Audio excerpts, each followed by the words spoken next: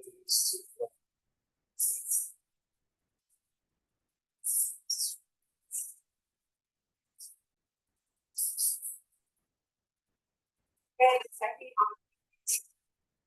beginning of the meetings and joint meetings by acknowledging this and Lenape people.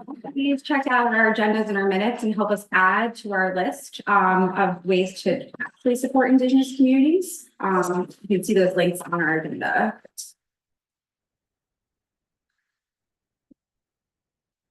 I added a couple of things to our joint agenda in case we want to discuss them. One is related to Ulster County Transportation Council proxy for the town and village. And then a fifth item has to do with the dispute resolution center. And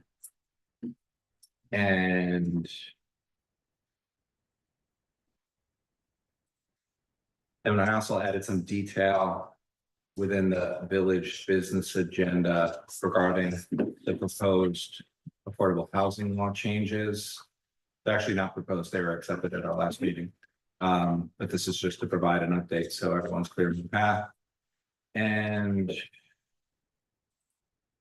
item number 6, we discussed the milling and paving project on John Street at our last meeting, but I just included an additional detail to make everything hyper clear about that project for this evening, and that was it. I move to accept the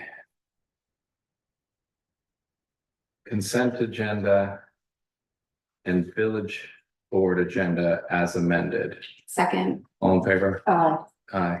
And I move the village consent agenda while we're here. Second. All in favor? Aye. You guys want to do anything with your agendas? We have one amendment. I mean, it came in late today, so I'm not sure if y'all got it. It's called item F, authorization to approve the hiring of Daniel Cross at the union rate of MEO in the highway department with the start date between July 15th and 22nd. Oh, great. So that's going to be added on to the town's business agenda, what Amanda just said. Brad Turns is trying to get in.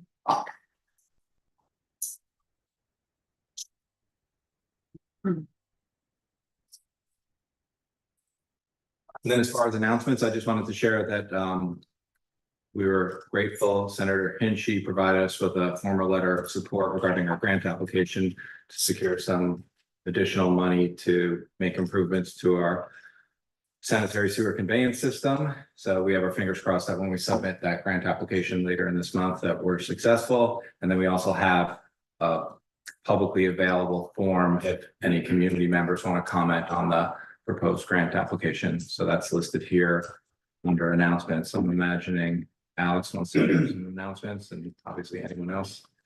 Just some quick ones. Just a reminder, you can get Narcan and other harm reduction services anywhere in the county.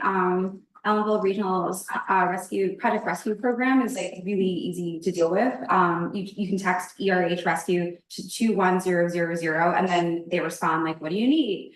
So like Narcan, like test kits, NARC kits, sex kits. So that's in addition to all the supplies that you can get around the community too. Just a reminder also, you can do Narcan trainings like anytime online at opioidpreventionnp.org /Narcan-training. It's like really easy and you'll get hooked up with everything that you need. And a reminder about our free food fridge, that's available for anyone right outside Village Hall here at 25 Plattekill Ave. I know that there's a need in the summer months for some more volunteers to help with the regular cleaning of the fridge. So head over to millionsofbutterflies.org or their social media if you have any spare time at all. That'd be really great. And I'll leave it there. Go ahead, you want to make an announcement? Donations for Family of New Paltz are always needed. Any monetary amount to help your neighbors would be great. And do not put any clothing into the free food fridge. If you have clothing that is for the weather that we're currently having, you can donate that to family as well. And You can text home to 741-741 when you're feeling depressed, anxious, or through a fighting, and the crisis worker will text you back immediately and continue to text with you. And a lot of people don't like to talk on the phone and be more comfortable texting. It's free to anyone, teens, adults, etc., who lives in the US, and it's run by the crisis text line Matter. So get the help you need if you need some help. I have one announcement. Mhm. There is a movie night and community barbecue on August 6th. It will be at Huguenot Street. We're watching Luca at 8:30, and barbecue starts at 6. It's a collaboration with Office of Community Wellness, Margaret Lewis Center, Historic Huguenot Street, Opioid Prevention Council, and I hope everybody joins us. 6 o'clock for barbecue, 8:30 the movie will start. I'd like to make an announcement.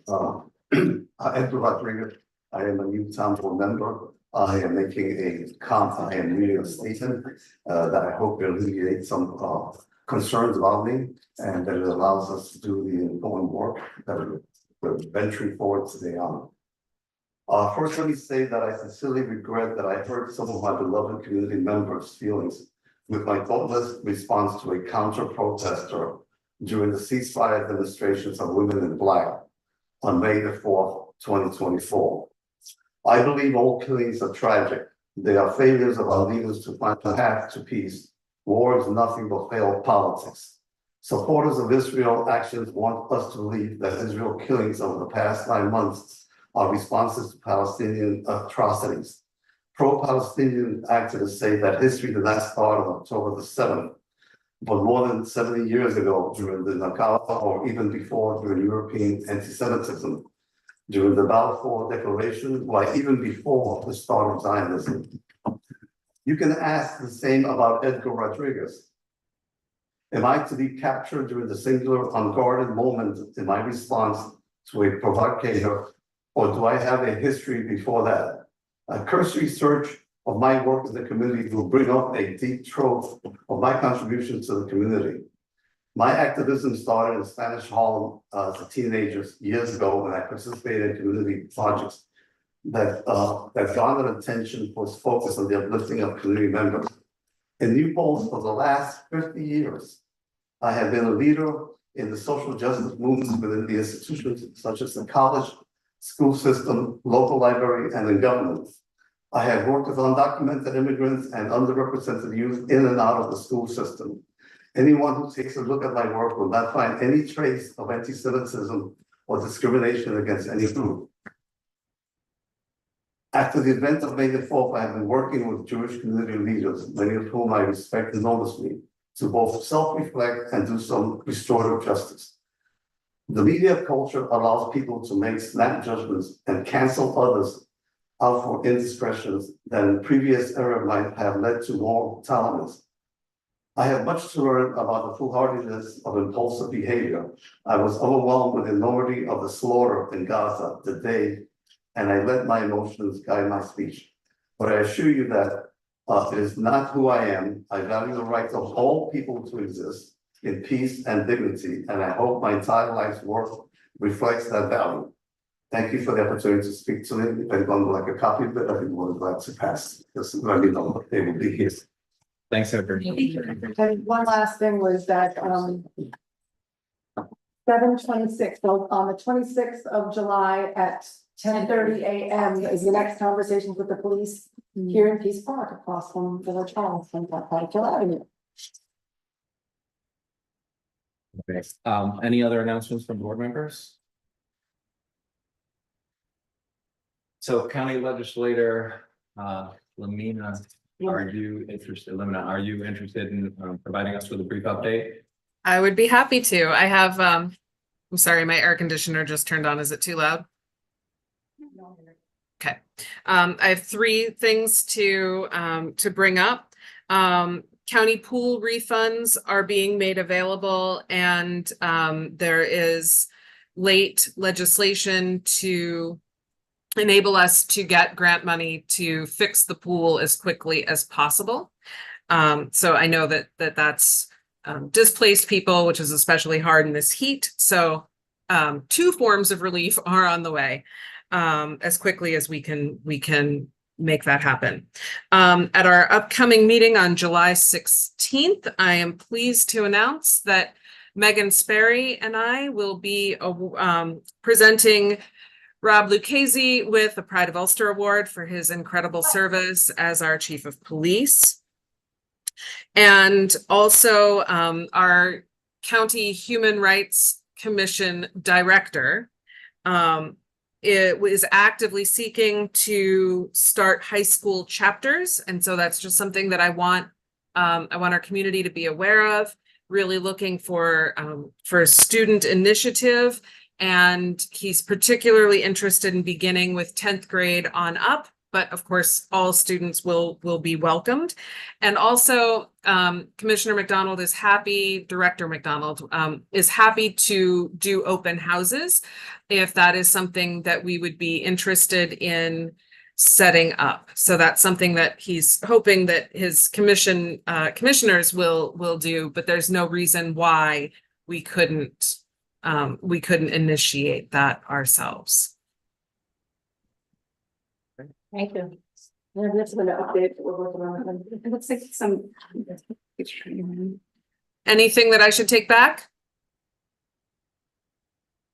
I don't have anything. Anyone, any other colleagues? No? No, thanks for keeping us posted per usual. Absolutely. Have a great night, everybody. So we have public comment next on this joint agenda. Would anyone care to make a public comment? Come on up. Feel free to pull a chair up.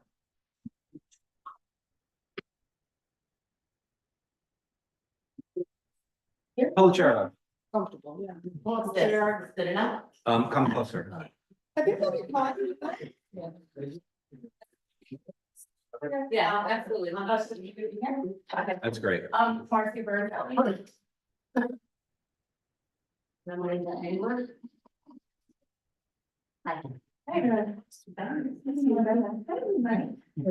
So I know quite a few of you and some of you are new. Linda and I are here today representing We Start Hudson Valley, which formed as Roost Studios and Art Gallery at 69 Main. And we're basically just here to introduce ourselves to you and let you know about something that we've been thinking of that would be an interesting collaboration between the village and the art center and do some really good things for the community. And just do a brief introduction today and then, hopefully, I think you all may have gotten an email possibly with a little more detail yet. You'll get that, okay. So, yeah, so we're aware, we have become aware that the fire station here is empty, or the villages trying to engage the community to rent the space. And we have an idea for that space right now. Marcy has a lot more information about this, but during the pandemic, we had to leave the gallery space on the main street. And Marcy was innovative and pivoted to a more virtual experience to keep the organization alive. And because there's so many artists in the community, it was important to all of them and the organization to stay alive. Right now, we are using temporary space at Studio 89 in Highlands to curate the walls. And our membership has been growing now that we have a space. And we know we belong in New Paltz. And we think we have an opportunity, we think we present this opportunity to work together collaboratively with the village and Roost Arts to create an art center possibly called Roost Art Station, as this is a fire station. Yeah.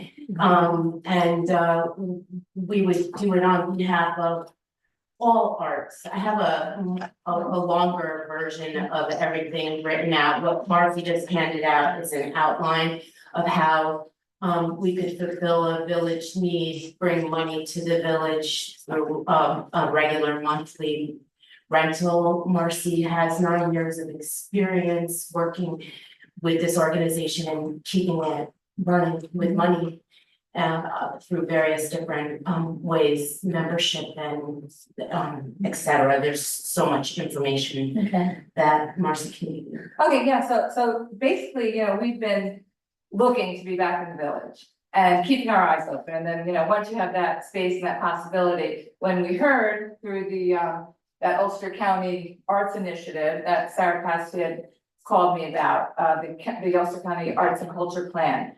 And she connected me with William, who said that the firehouse has been empty and that you're using it as community rental space. And that he's looking for someone to administer the calendar. And I thought, geez, that's exactly what we did at 69 Main. We're a community, the arts could be the arts of anything at all, and we had everything going on there. So we would be the perfect group to basically administer what goes on in that space under our heading. Now, in terms of all the details, how it would work financially and what the rent would be and all of those kind of details, if you guys are interested and you think it's a possibility and something to explore a little bit more, we're happy to get that, as an agenda item after you have gone over things and really answer any questions and discuss things and work it out together. If that's something that you think might be a possibility, we can create it. Yeah, we can put it on our village business agenda and have a preliminary discussion later this evening. Okay. Sure. Yeah, that would be great. I mean, the location is amazing because we're, the connection with the college, so many interns, and it was so vibrant. And we've just been looking, we're not in a position to afford some of the rents here. And there's a space that wants to be community space, and like, we're all set to do And you it. have.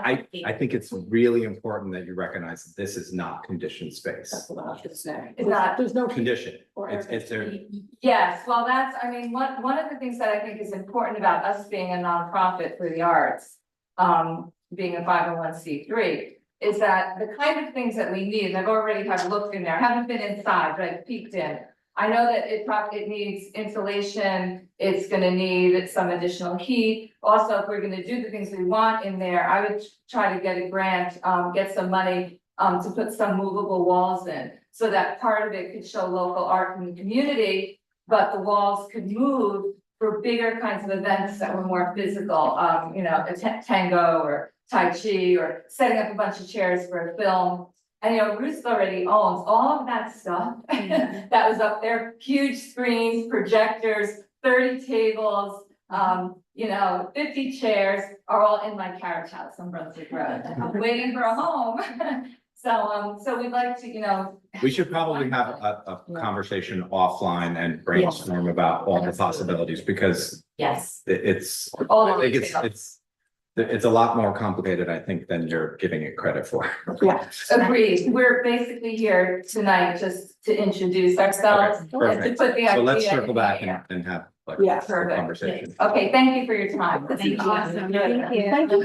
For the detailed, piece, Thank you. and thank you very much. Any other public comments?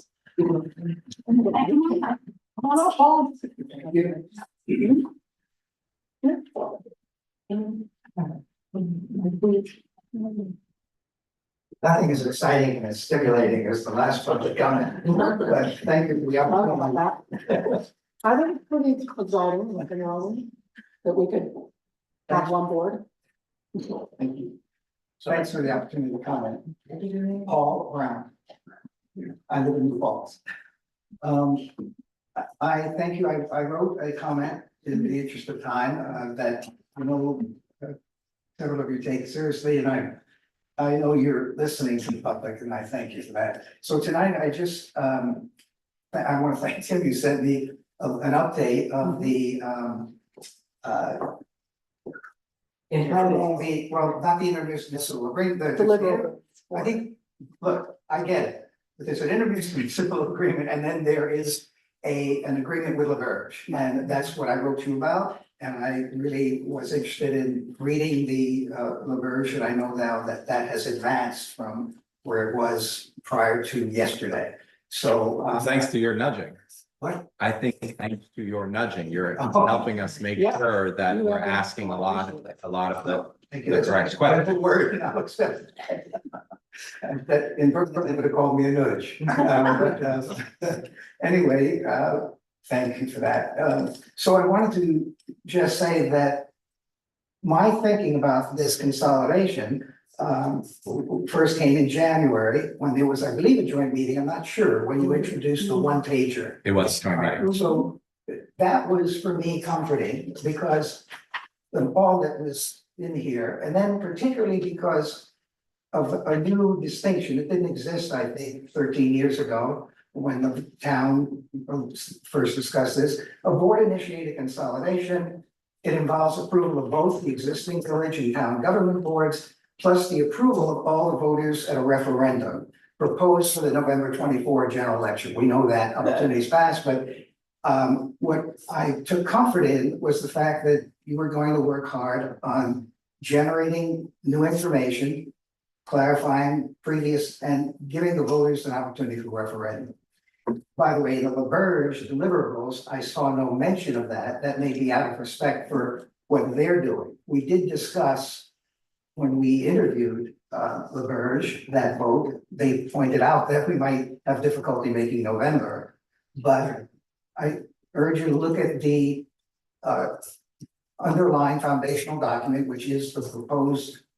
It isn't, what LaBerge sent us was a more thorough look at the underlying work they'll do. And I'm quite impressed with the deliverables that are there.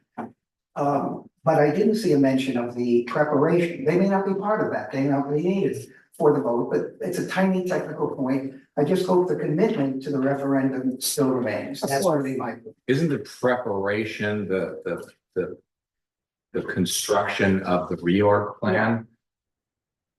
Like that's what we're Alright. looking to build, and then the boards would have the opportunity to say, we accept the reorg plan, and then we would pick a date where the community would then have a chance to vote on it. That's the deliverable, the reorg. Wonderful, but I don't know that they called that out, but I think it's just, thank you, I get it, and Ben's here, so he can clarify and help us with some of the. well, that's good to know. And by the way, so thank you, I see the deliverables. And again, I'm glad to know the commitment to the referendum is still there. You know, change affects us all. We know there's opportunities, but also threats. So I wasn't afraid of change when I was younger, but I'm not afraid of it now. I know you are. So, but I do remember Sally Rhodes sitting in this room, and I have a document that, thanks to both boards, I believe, but I know I got this from the town board, or some documents. Sally, February 12, 2012, took it on herself to get a document. It's all verified by the larger documents, but she said that the committee in 2012 did recommend the consolidation in some fashion. But again, it was comforting to me was to go back to say that it would be under the condition that the initial consolidated budget had no increase in taxes due to government consolidation. I don't know if that's a commitment can be made today. Your study will tell us that, but the communities will know it. But I have prepared a little packet, one for the town, I'm trying to save a tree, one for the village, but the documents there, and they're all, I believe, on the town website as well. Now, also on the town website was a slide package, PowerPoint presentation made by the New Falls Government Efficiency and Effectiveness Project. I reproduced slide 16, which by the way is documented by another page here, which is page 6 from the larger report, the final report. And they looked at the financial impact. And I do feel that in the LaBerge restatement of their activities. Well, by the way, the great point for a decision making as to whether you want to go ahead would be between activity 2 and activity 3.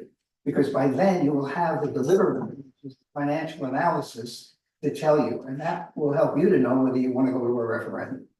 But worst case from this presentation by Peter Fairweather, and it says the consolidation could drive a 12% increase in town taxes for town outside village residents. In either case, whatever happens, there were several scenarios. The village residents will see a savings sure this will be good news to some, a savings of 11 to 20%, 26%, 11 to 26% on their tax bills. I may move to the village. What I wanted to do is call your attention to it because I don't know that the assumptions then hold now. But I do ask you to look at that carefully, and that should be in the second activities, which it is. So you can make a determination of whether to go ahead to the third activities, and maybe. I'm very impressed with the Ridge, but say this, if we don't think we can sell it. With the numbers that you come up, that our consultant helps us come up with valid data. And also the page from the full report showing that table that was drawn on for this. That's my comment. Hope I didn't go too far. No, that's fine. We're not really All right, specific about thank that you. unless it's very busy. I'll just give this Are to, you aware of the state, I can't remember the letters for it. The CAG program. Yeah, yes, of course I am. so we expect that to help offset some of this, and we certainly don't want anybody's taxes. So Oh, the I am aware of the grant. I hope we can get it, even if the board initiated consolidation process comes up as some other townships and villages have, that they're doing a great job of cooperation. There may be some additional savings, but we don't have to form one municipality. I know that means 10 of you rather than 5, but that's down the pike. That's going to be all discussed in the coming year. I think it's a healthy time for the community to look at this. So much has changed. I'm just getting to meet some of you for the first time. We'll like knowing your parents and some of you. And that's it. perfect. Okay, thanks, Thank Paul. you very much for your time. Thank you for taking the deep dive. Professor, you have your hand up. You're interested in making a public comment? Are you referring to me? I can see you're the person on our screen, so that's why. So you're talking to me? Got it. Okay, I'm my apologies. When you refer to me as being professor, I'm like, okay, how do you know that I'm a professor, right? Anyway, peace family, how y'all doing? Thank you for this opportunity to give some comments. I just wanted to, well, a favorite phrase that I always like to say that I've created over the years is that, and I often repeat it, is that I don't need to know you to love you, and I just want y'all to know that I actually mean it.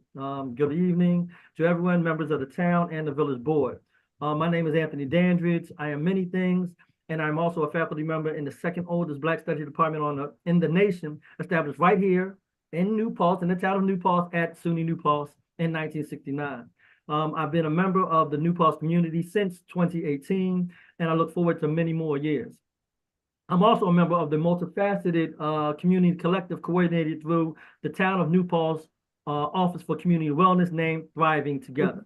That being said, tonight, I just wanted to come and speak not only in defense of Mr. Edgar Rodriguez, but also to address the troubling trend, the unjust accusations of anti-Semitism that many individuals, including Mr. Edgar Rodriguez, are facing.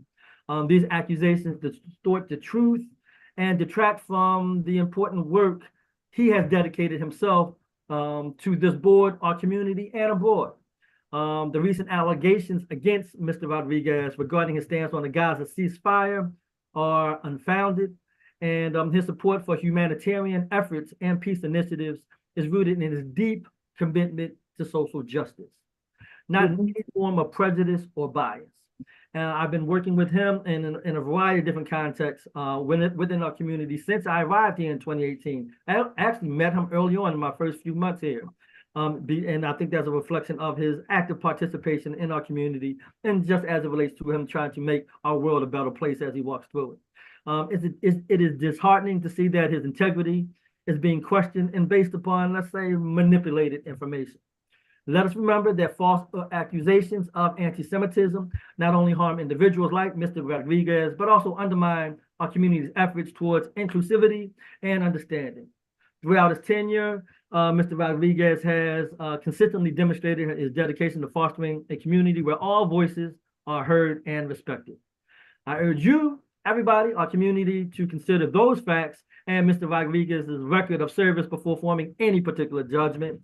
And his contributions to this board and our town have been marked by a steadfast commitment to equity and fairness for our residents. So in closing, I just wanted to share that, and let us stand firm against misinformation and uphold the principles of truth and justice that define our community. So thank you for allowing me to share that tonight. Thank you. Thanks. Any other public comments from folks who are here or online? Well, I just want to. Janet. Someone, have a seat. I've known Edgar for a long time. Hold on, let's go. Brad needs your name. JANICE, Porter, BUTCHER. Here, do you want to take Grab a a seat seat. so the mic can pick you up?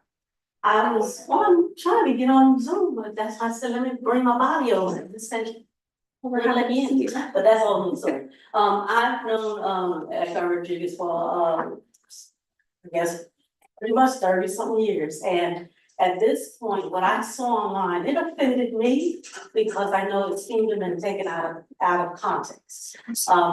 Knowing Edgar and how he responds to things, sometimes he has this sarcastic way about us. And unfortunately, I think that was picked up in the video in the wrong way. So knowing who he is and how he stands for equality and justice, I do believe the video showed a person who he wasn't.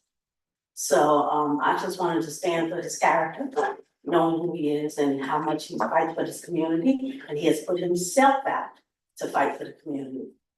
And does it all voluntarily. So that being said, that means a lot to me, and I just want you all to consider to continue to keep him on or put him on the board. Okay? Sure. Thank you. Thank you. Thank you, Jen. You're welcome. Thank you. Any other public comment before we jump into our joint agenda? Or is that out of order? I'm not public, but I do. Citizen. You're both. All right, so I appreciate very much Anthony and Janice's comment in defense of Edgar. I agree with them, and I would like to add that we should all be giving the same comments and support of Alex Robotic. Alex has not been, thank you, Anthony, for agreeing with me. Alex has worked tirelessly for 20 years in our community, both as an elected official and not. She works harder than anybody practically that I've ever known. And, is up all night doing stuff, mostly for people who are underserved, for people who are poor, for renters, and has always done everything within her power to give voice to the voiceless, or those who aren't heard enough. And a lot of things that have happened recently have very unjustly misrepresented Alex and a situation which has nuance, and it's very difficult online for people and in the press to, when you see one thing, you have a knee-jerk reaction, and there's nobody has been trying to see the situation as a whole and see that, when sharing BIPOC student voices, that are controversial. That she does not necessarily agree with every single word that they said, but she has made a very serious commitment to sharing student voices and voices of any minority group who doesn't get enough attention. So I would like to say that I think that both of these people need to be called in. We're going to be talking about this a little bit later, but I've been working with the mayor for over a month on trying to put together. Longer than that. Oh, yeah, longer. And you've been doing a lot of good work on. Thank on you, that, yeah. on putting together a community restorative justice healing circle so that people can be heard and make amends and find ways to disagree going forward in a way that does not hurt each other. So Right. stay tuned. And as Sana pointed out, we added that this evening as I just threw it on here as kind of a placeholder, but we can have a broader conversation. on that topic. All right, if you So couldn't let that I'm gonna go. continue with the joint business agenda. We have Ben Seiden here. Brad, can you set it up so we can see who's in the room? There we go. Like just a list of participants on the side. Oh, Maggie, hi Maggie. I don't know. Oh, Maggie's. View is the top. You? Top. Hello. Okay, so Maggie, you want to make a, Ben, we're just gonna Well, complete our public comment, our Yeah, general. Before. it's very short. Number one, I would say that I really do anticipate and encourage the board, the town board and the village to come together and become one entity, and however organizational framework you think is best. I think it's very helpful that we have a consistent integrated framework that we can work with in our community. Our community is not just the village and not just the town, it's a community. So I think that's a great thing to be exploring. I also wanted to follow up a little bit on Stana. I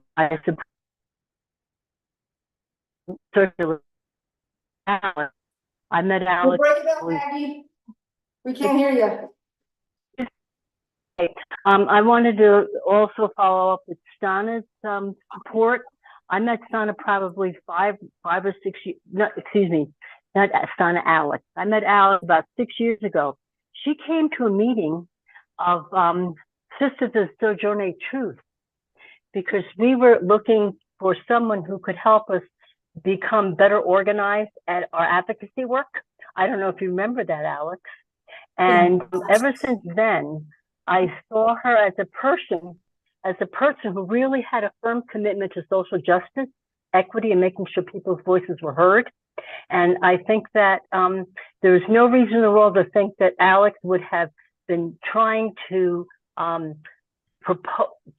be a proponent of something that might be considered anti-Semitic. She's just not that kind of person. She is there for everybody that I've ever seen, actually, and the work that she does, especially with the youth at the college, is phenomenal. So I really think that we've got somebody there who we need to support, and I just feel that it is important to make that look. Thanks. Thank you, Maggie. Okay, so again, like for the board, for both boards, we're gonna circle back on this topic Yeah. a little bit later. So we have this concept of a proposed town and village consolidation. As Paul pointed out, it's been discussed within our community before. Where we are at now is that we have a contract that's been reviewed by our attorney, provided by the LaBerge Group. And we also have correspondence from the Department of State to provide assistance to help us pay for part of engagement if we go ahead and sign the contract with LaBerge. And the way we identified, how to proceed as a town board and a village board, one entity, in this case, it would be the village, would sign the contract. And then we would also have an intermunicipal agreement between the town and village boards saying that this is our, for all intents and purposes, joint contract, as opposed to each board signing on, because that complicates things in terms of how the grant program through the Department of State works. So this is just to streamline the process. It seems a little curious in that there's a contract and then there's an intermunicipal agreement, which we refer to as an IMA, but that's basically the framework. So we've all circulated the contract, we've circulated the IMA, and then we more recently asked for LaBerge to make some updates or provide some clarifying details, and that was just shared with us this week. And again, Paul was super helpful in terms of Paul Brown was very helpful in terms of making suggestions in terms of like what, how we should be looking at this and how we can get the most from this process. So again, we thank Paul for his review, and we asked Ben to join us here remotely. So I'm gonna actually give Ben an opportunity to, comment. Did I explain where we are at comprehensively? Would you add anything else in terms of where you see we are at? Anything that you think LaBerge should be sharing with us, as we decide whether or not to engage your firm by executing this contract, and then therefore the town agreeing via an IMA. Can everybody hear me okay? Yeah, we can hear No? you. Okay. I never know if it goes through my headphones, through my computer, through with the owl over there. I could just look like Shrek on your computer screen, the bald head and those little things in my ear. So I thank you all for letting me come into your meeting tonight from home. I would be very happy to come down and be there in person. I actually think in person would help a lot. And the owl you have is the owl I have, and it goes back and forth on the screen a lot. I do thank Paul for his input on asking for more clarification. In our original proposal and scope, we did have deliverables sitting there in the scope, but we went through each activity and detailed out from the scope what you're all going to be able to see that we did. So it's a good exercise to go through, and it's something that you all can use as a checklist as you move through the process. Mayor, you are correct.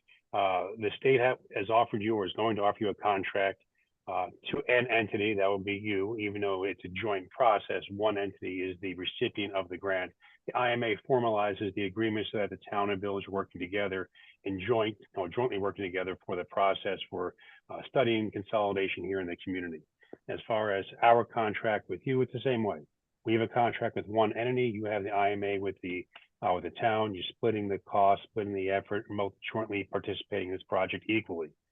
Even though the village is the executor of the contract, the IMA allows both communities equal seat at the table, so to speak. So in our view, in your view, it's a collective process, it's a village-town joint process that we're working on. A point of clarification, our scope doesn't call for a referendum because that's not a consultant choice, that's a joint village and town choice. In a board-initiated process, a referendum has to be selected by you, it's not as of right. In a petition process, in a citizen petition process, is guaranteed in the law to have that referendum. In a board-initiated process, you go through, receive your study, receive your plan, have your public hearing, and then you decide if there's going to be a referendum. And then if you choose to have the referendum, you put it out for referendum. That's why we don't include it in our scope. It's not my choice. It's your choice as the village and the town. That's just a point of clarification for Paul's comment before. Two, in conversations with the mayor in the past, and due to the timing of it's already July 9th, there's no way you're going to be having this ready for a November referendum. Just letting you all know that up front. It's probably next year's referendum can be in November, or it can be off cycle, meaning it doesn't have to be done at the November election. It can be done anytime the village and town want to have a referendum. A little point on that is you both have to have a referendum. It's not a joint referendum. It's one in the village and one in the town. It can be the same day, but doesn't have to be the same day. But you both have to have separate referendums. And another point is village residents cannot vote in the town referendum, even though a village resident is a town resident. And in every other instance of a town activity, a village resident has a say in that town vote. In this case, the village residents can only vote in the village election, and a town outside the village vote in the town referendum until somebody in a black robe, a judge, makes a different decision. In the Pauling case a few years back, there was a Dutchess County lower court that opined on this situation, and the question of one man, one vote came up, and it was decided at that court, and has not yet been challenged, that a village resident can only vote in the village election and town vote in the town. There may be a situation where somebody brings that up and appeals it or brings another lawsuit, but not right now. Just letting you guys know that. As far as our process, should you vote today to ratify the IMA and both join that together and then sign our contract, we're ready to begin in a few weeks. Per our scope that we gave you, we want to meet with you again with your chair, your steering committee, and go through the scope one more time to make sure that we've captured what we think you've said in the past, what you've done in the past, or if we have to make any changes to the scope. And that scope process should happen prior to the executing the contract, because the scope is part of the contract. So if you agree today to do the IMA and to move forward, we would then have to review the scope one more time, because that scope becomes part of that contract. Does that answer your question, Mayor? Yeah, go ahead, Kitty. Okay, I have an email from June 11th that said the contract would be available by a close of business on the next day. But I haven't seen the proposed contract. We've circulated the Yeah, proposed I contract. wondered, it's that. Okay, no. I've circulated it a couple times. Yeah. Okay, Well, that's the item. I see the IMA, I don't have, anyway, obviously we need to look at the, that's the final, Yeah. that's a scope. When did you all get the contract? Months ago. Yeah. Well, this is June 11th. so- If I have my computer, Okay. I've Obviously, we- circulated a couple. Alright, I have a million emails here. I know, that's the problem I with don't this actually work. have the contract. So, Ben, how does the final, the great document that you sent yesterday with all of the detail about the deliverables, how does that connect with the IMA? They're two separate things altogether. The scope of services goes with the contract. The IMA is between you and the village, so that you're jointly participating in the process, that you're jointly paying for the process. But that's an agreement between the village and the town. Okay. Somebody has to sign a contract with us in order to start the process. It can be either the village or it can be the town. Okay. Our attorneys don't recommend it be the village and the town as a tri-party for a bunch of legal issues and liabilities. And your attorney, we spoke about that. So somebody becomes the executor. The IMA binds the two of you together in the process. But that's between the village and the town, not between us. The IMA is the village and town jointly doing the project, jointly accepting the liability of the project, and jointly moving forward on it.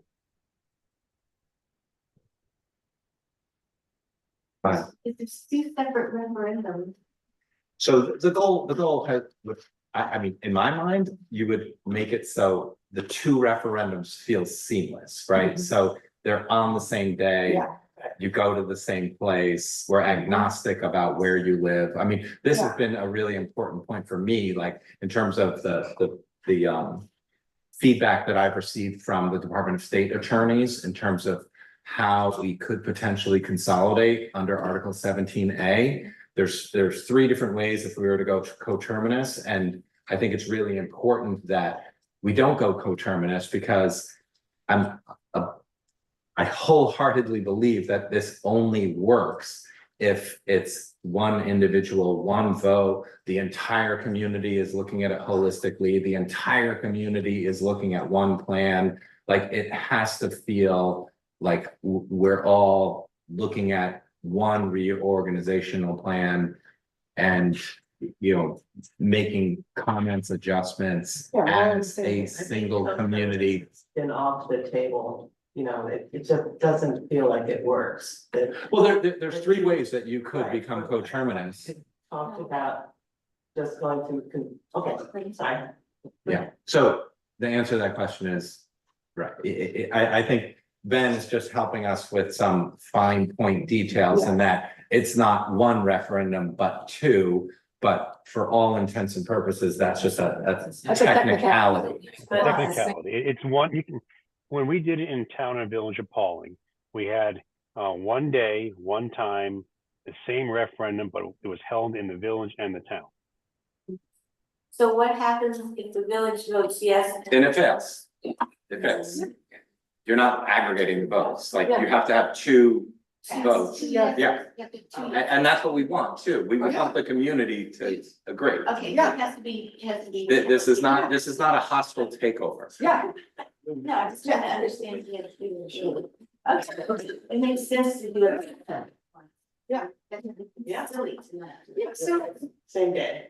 but on that note, wasn't the reason why Pauling did it like not during a general election day because the village. Citizen initiated, not board initiated. Okay. Correct. So because this is board initiated, we are not handcuffed to any like really strict timelines. We have tons of time to let New Paltz be New Paltz and take a reorg plan and beat the crap out of it and make it a really beautiful, masterful document. Yeah. And get the majority of the community excited about it before we ever say, yeah, let's vote on this. But what I was just saying is like, they had their vote on like a Monday instead of like on a normal election day. Would we, and this is something I couldn't figure out, would we have the opportunity whenever that comes to have it on a day that people are regular planning to vote? You pick it. I think that, go ahead, Ben. You have complete control in the process as a board initiated process. With Okay. polling, as a citizen initiated process, whether it's polling or anybody, once you get hit with a petition, the village clerk, or in this case, on a consolidation, the village and the town clerk have 10 days to certify that that petition is valid. Then they boards have 30 days to have a meeting from which to set a date for the referendum. And that referendum has to be no less than 60 and no more than 90 days from the date of the meeting. They picked the date in both communities that worked with the schedules and the calendar that they had available. Some communities choose to have it on the standard Tuesday. Others do it on a day that the room or the building may be available based upon the calendar. I know that Tannersville is going through it right now and through a board initiated dissolution, and they're going to pick a date that the county can do the election because the county runs the village elections there. So there's huge advantages to using the general election. Yeah. And we saw that when we had our village election last year. We didn't even have contested races and we had many hundreds more people participate because it was during a regular election date. Which is why we Right? want to change it. It's why we changed it. And when you use a general election date, you can take advantage of, and I mean, Ben, tell me if I'm wrong, but I would imagine we would also benefit from early voting. Yeah. So you benefit from early. I can't speak to the early voting part because I'm not an attorney on that. I've never had early voting on a dissolution. So that's to be determined, but we would 100% benefit from having candidates and this referendum all be considered during the same election season. I'll get info on that for next time. Like I'll follow up with our commissioners to find out more and circle back with everyone. But not to downplay the fact that it costs money to put on an election, and if the machines are already there and everything's on set, Right. we're just on the back. And the village knows that really well because we used to administer our own elections. So, you know, we had to spend $5,000 every time we had an election. That expense has gone away because the county board of elections administers all of our elections now. So there's something to think about. When you're looking at the county date in November, when you talk to the board of commissioners, you have to find out what is the latest date that you can inform them that you will have this on the ballot. Normally on a November, that's about August 1st. So when you're building your timetable in for action, you want to make sure that the public hearing that's required prior to picking the date of the vote happens in enough time that you can then have a meeting and say, yes, I want to put this on the next November, and you have time to talk to the county because they have to also pre-print their ballots, get them overseas for those that are fighting our battles across the ocean. And anyway, there's a timetable on that. Just keep in mind when you go to the county and you go in November, there's a timetable involved, and build that into your schedule of doing your plan. Right, so when we proposed this concept for our community to consider, we included doing it in November of 24. And we were super transparent and said that that was an aspirational date that was used to provide everyone a sense of what's involved. If every single star aligned, sure, that could have happened, but we know that we're dealing with human beings, so you know you have to build in some flexibility. So now it seems more realistic that we would be targeting November 25. And then to Ben's point, all of the public sessions, all of the hard conversations, any of the breakout groups, like we can schedule all of that second half of 24, first half of 25, and tee all of that up and take advantage of a general election November 25. What's gonna be important is to keep in mind where these off-ramp decisions get made and make sure that timing allows you to do everything that has to come after them to get to the point where you say, we're ready to, yeah, let them know. What triggers the process? I know there's a particular point that we're moving ahead on this. So the process starts by, so we've already applied to the Department of State for assistance via the Craig program to help us with some funding to offset the expense of hiring a consultant like LaBerge. So we already issued an RFP out into the world and consultants reviewed it. We interviewed consultants and both the town and the village board said, if we do this, we want to go with Ben's team at LaBerge. So Ben then provided us with a contract. So that's what we have sitting on our desks. And then the IMA is just basically, it's just a way for us to say that we're working collaboratively. So the IMA and the contracts go hand in glove. We green light that, and then we start the process and then, you know, Ben has emphasized that an enormous part of this only works. And I think what's interesting too, is you look at any of the other communities that have succeeded when considering this path or have failed. I feel like it's so important that you need two boards, like even if you have boards that want to ask hard questions and community members that want to have hard questions, you have to have willing participants. It's the same thing with staff. Like this thing will be, you know, it'll, you know, crash into, you know, the side of the road if we don't make a concerted effort to truly work on this together. And I think that's what we have, is we have a town board and the village board who want to take these deep dives, who want to, you know, figure out what could be included if we were to form a new form of government, which based on the research that I've done, I believe it would be a consolidated new town. So is the idea that we're taking a vote tonight, or is it scheduled for a meeting on the contract? So We can all, like, you guys could maybe decide if you want to do this tonight or not. We'll decide whether we want to do this tonight or not. That's where we're at. yeah, but I think This was really just to have a public conversation about where we're at and what we've done so far. I mean, backing up a little bit is that we had a joint meeting back in January, and then after that, we both passed resolutions that we wanted to move forward. So Thank you for clarification. Yeah.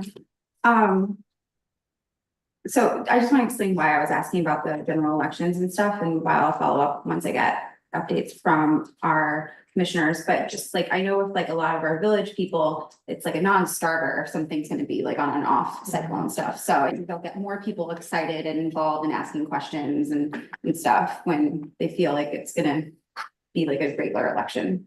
As opposed to if we called our own special election. Yeah, Yeah, I agree. exactly. I think all of us subscribe to the idea that democracy works best when as many people as possible get to vote. Yeah, exactly. That was a question that I got. So I just wanted to have that. new off-year voting calendar, are we gonna have to be one next year? We will be able to vote next year? Yeah. Okay, good. But I think what Alex is primarily emphasizing is that you wouldn't want to do this. Like, and to Amanda's point too, like you wouldn't want to do this at a time that's not, you know, when the county is already hosting an election. Right. Or like when half the community is like summer break and stuff, you know? Yeah. Yeah, Yeah, that's, I'm just trying to get it straight, because I know we were notified that the state had said something about changing off-year elections. So we don't have to worry about that. for next- no, Okay. so that's gonna kind of be phased in, like the next couple, the next elections are gonna be kind of like for shorter terms and all that stuff. And I don't have that timeline in front of me, but Okay, I'll share it with you later if you nudge me. no, I just want, if we're looking at November of 25. There isn't something coming down from the state saying, no, that's an off year, you have to wait another year. But it sounds like you. Like clerk is definitely county clerk. There's gonna be at least some county elections in 2025. Well, I think, Yeah, some of us have to go get the petitions on them. yeah. Yes. To be on the ballot, to go to the primary. Yeah.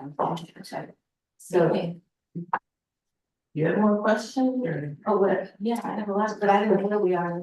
Oh, okay. What? Tim, what would you like us to talk about? I think if we have questions from 20,000 feet, we could entertain them tonight. Yeah.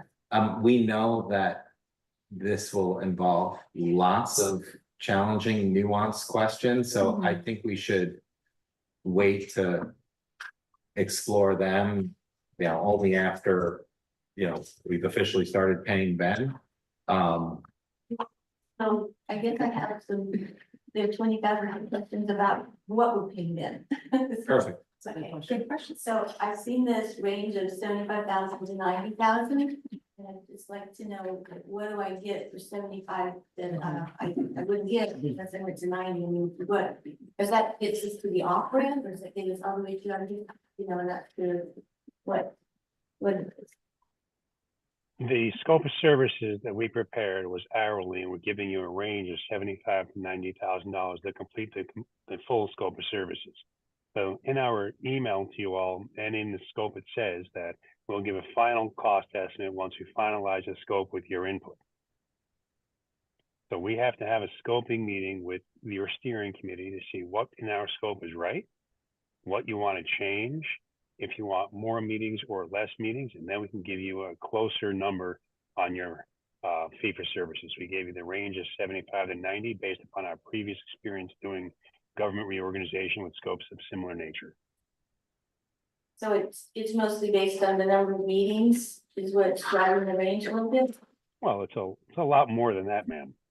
There's a lot of research, there's public education, there's websites, there's analysis, there's memorandums, there's summaries, there's meetings, there's virtual meetings, there's committee meetings, there are reports. Then you go into the actual development of the consolidation plan itself and additional meetings and public hearings. So the entire scope that we have provided, we're giving a range of $75,000 to $90,000. Once we meet with you and the steering committee, we can either slim it out or beef it up. I know that you have already submitted an application for Craig grant, which funds about 90% of it. So I think you'll be in good shape. Okay, well, I guess that didn't help me out. So plus reimbursable expenses, based on your experience doing other ones, is that like a plus 10, plus 20, plus 300%? Like what's like reimbursable expense? We're having to look at, budgeting for this, so to understand what we might be. The only reimbursable expenses that were involved in a study are travel from Albany to you and photocopies or printing. Okay, travel and printing. Okay, great. And so typically, what's the range on that maybe? Got an idea? I don't know how many copies of your overall year and a half worth of work is going to be, but you can probably guess about 3%. 3%. Okay, great. That helps. Very good. So we were talking before about the contract that was reviewed by our attorney was circulated on June 11th. Every member of the town board and village board received it. It's in an email that says that it also discussed the Craig work plan. When is it? June 11th. I do see June 11th. What's the subject of it? Oh, yes. Intermunicipal agreement, Labarge engagement. Okay, I have that, but are you, I see the IMA. that's the IMA, I see a template attached. but I don't see the contract in there. It Oh, was the sent at standard agreement for 12 purposes p.m. Next to it, I see it. Standard agreement for professional services. Okay, Wait, while Hold I'm on. searching for that, yes. Yeah.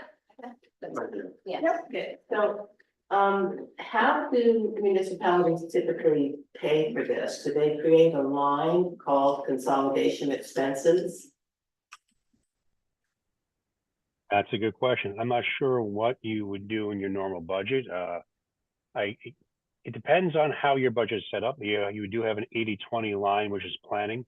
Under 80-20, you have a consultant fee line. You can move money into your consultant fee line and both have an expenditure and a revenue.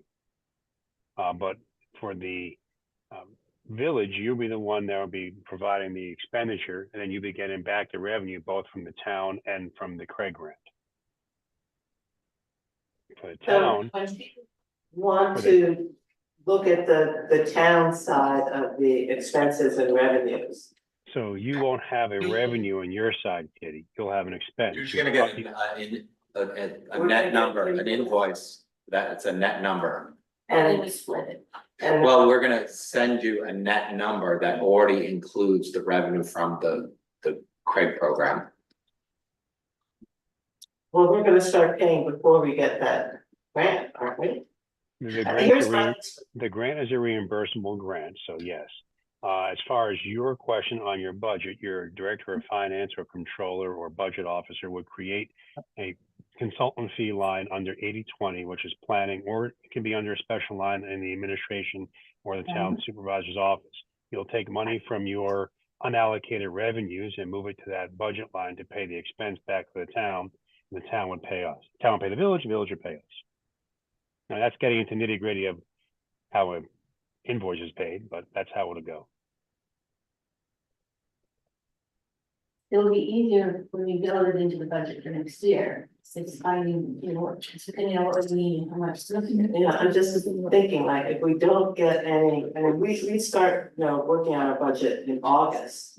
So, it feels like maybe we should do what you're just suggesting. In August, and just put whatever, $50,000 for, those consultant fees there. Correct. Yeah, but it wouldn't be $50,000. Well, half of 90 plus we would. So, Well, I mean, did you go for the planning one for 50? Did you go for the planning plus implementation? Or how did you? My understanding is that the award is up to. I feel like the worst case scenario is that we'd each be paying 25K, not 50K. Right. As long as that covers all these. That's Because of right. the grant award. Okay, so that would be, that would be 100. Available, the grant plus our match, right? Yeah. How, are you all set on that Yeah, part? can I didn't wanna interrupt your line of thought. It's just gonna make you around, so go ahead. Okay, one thing I wasn't sure about is like how have other communities, like picked the, I don't know, general person from the public to be in the steering committee. So I feel like a lot of people wanna be in on that room, and there's ways we could, make sure everyone feels like they have their input, but how did other communities choose their citizen on the steering committee? Well, I can't speak for them as to how they did it. It appears from my side, each community is a little bit different. We prefer to have subject matter experts on it, not just somebody from the community that may have an interest, because everyone's going to be part of the process in public meetings. Everyone's going to be able to participate with questions and answers and on webinars and but it comes down to the actual steering committee. We recommend 1 or 2 from the village board, 1 or 2 from the town board, and then 1 that's not an elected. And that way you have an odd number. And if you want to make it a little bigger, you can. But you always want to have an odd number, or else you have a stalemate, and then nothing happens. But as far as how people did it, well, the village of South Nyack chose somebody that wasn't elected ever. Others have had somebody that was elected in the past that had a lot of knowledge of the village governance. In Pauling, they didn't do that. They just had 2 village and 2 town. They said, we're the elected individuals. We're the ones that are ultimately responsible for the provision of services. We're going to be the ones on the committee, and we'll invite the public to participate in all of the meetings. So it depends on your community. Okay. Everyone, what I've noticed in the last decade is that there's a lot of really good energy and information available from the public, and we like to harness that in the process. But when it comes down to actually making the decisions at the table, those that have the subject matter expertise on whether it's DPW or budget or finance or law or in this case municipal law, not general law, that's the most useful in crafting the solutions. Getting the public input is part of the process, and we want that public input. But at the table, just deciding what kind of equipment goes here or there, or what kind of form of governance you want to use for this district, or how are we going to set up special districts for water and sewer. If you have people with specialties in that, that's most beneficial. Awesome, thank you. That's like the work groups. Yeah, I think that's the thing, is like, we might choose to have work groups. I think this will only be successful if we're like making sure that we have as much community involvement as possible. But at the end of the day, it's the town board members and the village board members that green light what the thing looks like. So even if you're on a steering committee, you don't actually have any like different kind of voting influence. The only ones with voting influence are the 10 elected officials. But you know who would be great? Does Jerry Benjamin still live in New Paltz area? Yeah. He lives in the village. So I don't know the politics of the village and the town. I know that if I was picking somebody to be the public, Jerry has the most knowledge of the subject to participate and be involved. I'm not sure if he's, what's he doing now, if he's half retired, full retired. I've met with Jerry on this topic several times. And like, obviously you want someone like Paul Brown, you want people who nerd out and trying to figure this stuff out. Yeah, so it's all interesting. We want as many inputs as possible throughout the process, but when it comes down to the 5-person steering committee, you want people that are really involved in the day-to-day operations to have that knowledge base to help support. So either previously elected or those that have that expertise. Sounds good, thank you. Good. Those were all my questions. Do we have any other 20,000-foot questions? I have one, in the proposed scope of activities, it says it is envisioned that the steering committee would negotiate areas of governance and the organizational structure and staffing of the new government. The new government's leadership, administration, and central services. So has that been a process that has been effective and productive? It feels like a lot to ask of the steering committee, but if that's what's been working for you. We work with the steering committee. They're not negotiating on themselves. When you do a consolidation, you're creating a new government. So part of a new government is the form of governance. And that looks at elected versus appointed. That looks at the types of departments that you have in place. That looks at planning and zoning and land use. And that's part of the steering committee's process. We can add another subcommittee for some of those pieces if that's deemed necessary, or that stays there. Part of the process is understand what that governance structure is going to look like, what kind of staffing is going to look like, what is civil service going to have to say, and the unions involved in the process. Those are all difficult conversations. So we use the term negotiate, but it's really negotiate and have input, provide direction, and my team provides, our response back and our best practices for you. There's only been a few people. Now, you have to understand, consolidation, while it's been on the books for 14 years, has never happened in the state. We had one study that was done by a community that never came to vote. And then you had Paulings that voted, and they voted it down. So you're kind of cutting edge here. There's not a huge body of work in the state for two communities, a village and town, to cooperatively have the forethought to think about a process like this. And that's, so you guys are the first. When it comes to dissolutions, yeah, the steering committee has to look at what the government's going to look like tomorrow if the village goes away, and they negotiate that with the town. But that's not negotiating in good faith, because in a dissolution, whatever the committee wants doesn't really matter, because once they dissolve, the town makes that decision. In your case, the word negotiation is because you're developing a consolidation plan, a consolidation agreement. So that negotiation goes into paper.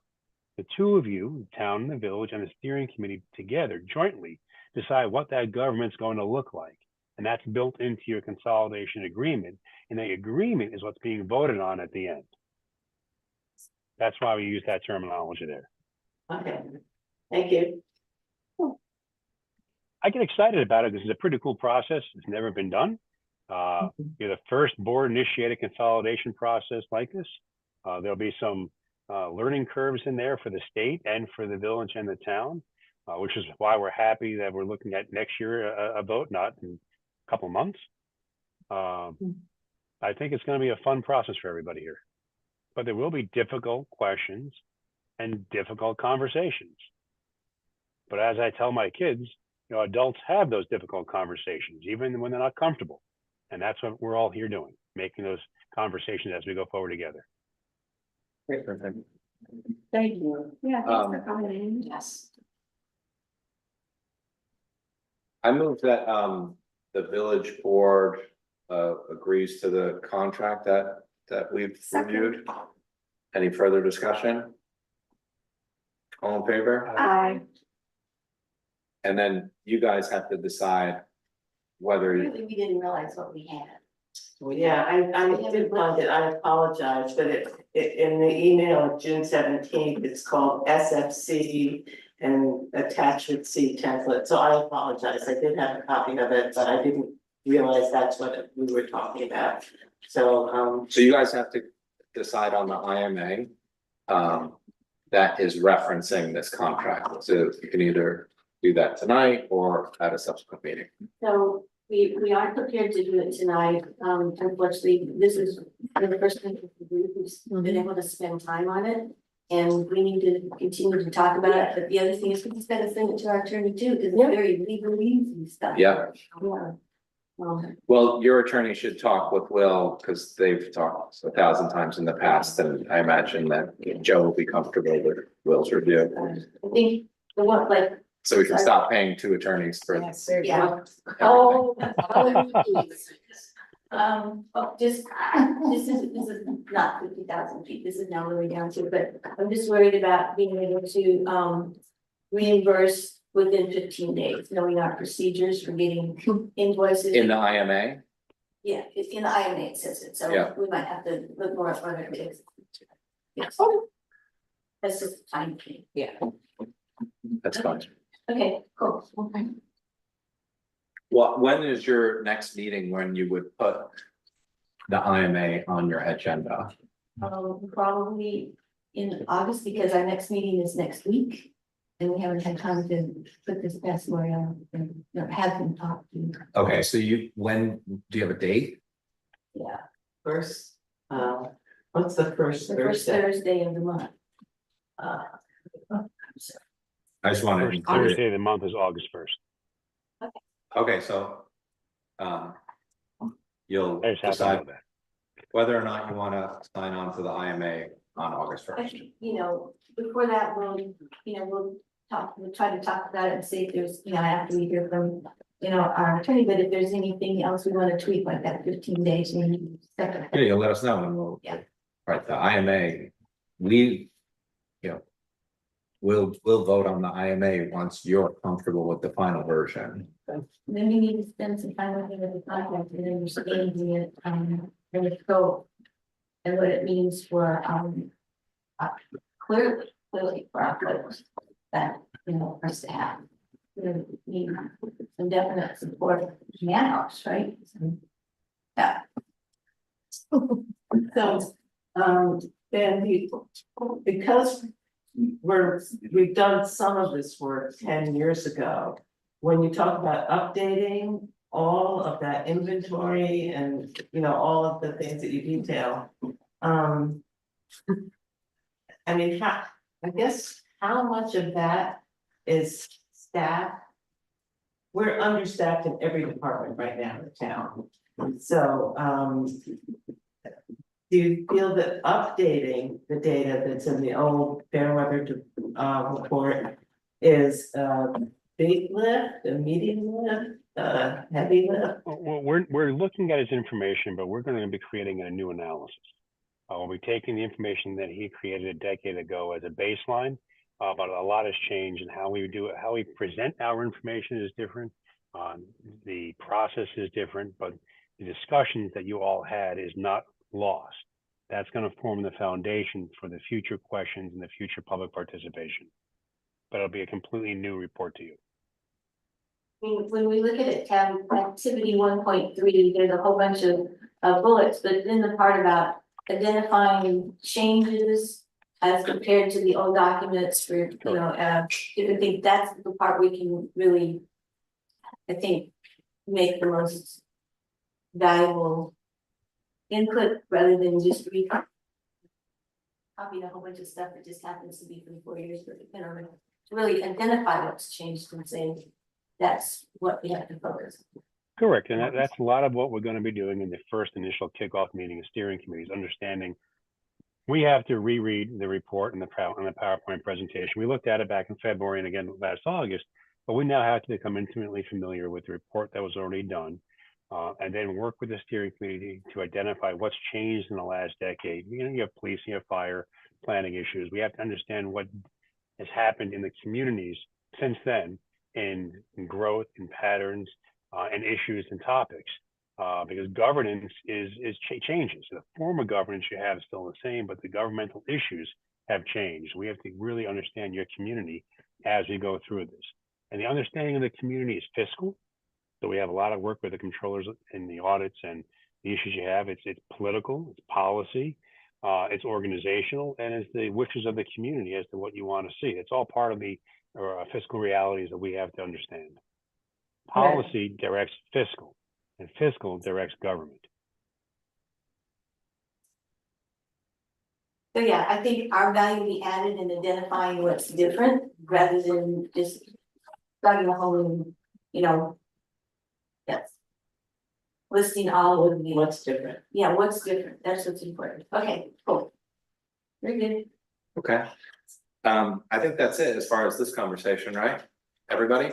Yes. Yeah. Thanks, Ben. Thank you. Thank you, Betty. Joining. Thank you for having me. You guys have a great evening. So the next topic on our joint agenda is the solar array projects for the police department and fire department buildings. We've been having some sidebar conversations, and we just wanted to use this as an opportunity to share publicly that, these are projects that we're looking at, and we're gonna do our best to compare notes, so we each end up with better solar array on each of the two buildings. So I don't know if you're aware, but I've asked for the actual electricity usage of your building so that we can find out what the load is that we really supply, and then that helps really size it properly. Mhm. And so Heather's trying to get that. That's great.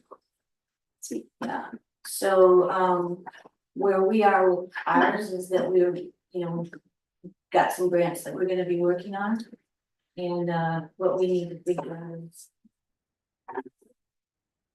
there are some grants out there that are maxed at like 100,000 per municipality, and how much of that we want to try to, work on, so. Yeah, we're both applying for kind of the same types of grants, a few through the CEC program. We're both applying for the county EV and solar grants. Right. So our application through CEC got approved by NYSERDA, which they're gonna be reaching out soon to do the contract for that from now. That part's good. And we also applied for a Department of Energy grant, right, Brad? Yeah. That's anybody. Okay. I don't think unless board colleagues have any other questions about what we're trying to do. Because we vote, so you have a town agenda items this evening, which includes, some of this grant activity. The village has the same thing, and our business portion of our agenda. Great. Okay, I'm gonna move on to emergency heating and cooling plan. Oh, we didn't do we're not doing the solar, did you say something about that? We did. Sorry. What? Emergency heating and cooling, yes. So we had a meeting recently with, the, Ulster County person who is in charge of emergency services. The other people who were present were Edgar, myself, the mayor, and, Isilma Lewis from Family of New Paltz. Together, we decided we don't want to reinvent the wheel.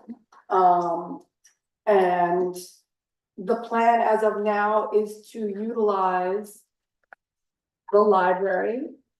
And we've spoken with Crystal from the library, she's on board with this, and Family of New Paltz as the spaces during their business hours. And we're working on a plan for if there is, if and when, hopefully not, but it could happen, when they've hit capacity or we need something outside of those hours where they're open. When we recently opened up this space, only one person showed up. I think it was fairly last minute, and then there are other things, but you know, some people are not going to be comfortable coming into a municipal space. There are many things, including, you know, to be thought about the fact that a lot of people are used to being hot and having just a fan, and are active, especially older adults who may have grown up without any of that. And that a lot of people who are currently unhoused have their thing that they do already. These were stated a lot by Isilma giving us this information, but we're talking about three different things. We're talking about heating and cooling, and then we're also talking about other emergencies. So that's for heating and cooling for now. And the next steps are that I'm reaching out with Edgar to houses of worship locally. We're gonna stick for now with things that are walkable in you know, the center of the village and town, and see what kind of spaces they have available and what kind of hours that things are available. You know, making sure they're ADA compliant, and you know, do they have air conditioning? Do they have heating? Blah blah blah. What can they give us? And so that we can fill in gaps around. And then we're going to also work on a communication plan for whenever we need any of these services, so that we can, who's talking to who, so that we know what's going on at family, we know what's going on at the library. And we are in touch with whoever else will be the secondary and tertiary places. We're also going to be putting together some trainings for community members to be able to help staff when we need these sorts of things. So we're going to be hopefully able to piggyback on some other things that are being done elsewhere in the county, but not too far away. I think Asopus was mentioned, and we'll also hopefully do some other stuff right here with both just it was the Red Cross and Catholic Charities that will do different kinds of training. The Red Cross will do shelter trainings, which is very different than just a heating and cooling thing. And so, yeah, we're very, you know, we're really in the works of coming up with plans so that, you know, hopefully nothing falls through the cracks and nobody falls through the cracks, and we'll be able to get people the help that they need when they need it. Did I miss anything? No, I thought that was a good summary. That was really, thank you for doing that. It's really important to know the difference between the shelter system and the cooling and warming center. They are very different. They are run very differently. You guys have been very thorough. It's the Catholic Charities that's been running the county's warming center, and so they have obviously knowledge about the populations and and how those facilities are run. So thank you for doing all that. Very thorough. Yeah. Since Donna, the last time when it was the big emergency thing and all that, but so this, I think the same applications in Kingston are the ones that they sent out notices about, but back then. They also had some kind of agreement with UCAT to help transport people, is that gonna? Well, UCAT is free. And so the issue with that particular day when it was a holiday was that UCAT wasn't gonna be running. But then they were able to put something together to get people to Kingston to where they needed to go if necessary. I don't know what the numbers were like there. And you know, even Isilma reported to us that, you know, family stayed open for extra hours. They had, I think, 7 people show up. 4 of them were new faces, if I'm remembering correctly the numbers. So, you know, and they're a known entity. Yeah. You know, that's an established thing. And, you know, so the fact that we didn't have a huge number, again, I think because we didn't have an established space and everybody's known about it for years, it had a lot to do with it. But also, I think that can also inform, you know, what we're doing here, because having to find a space that's available anytime and, you know, and has this, that, and the other thing is a lot of money and work.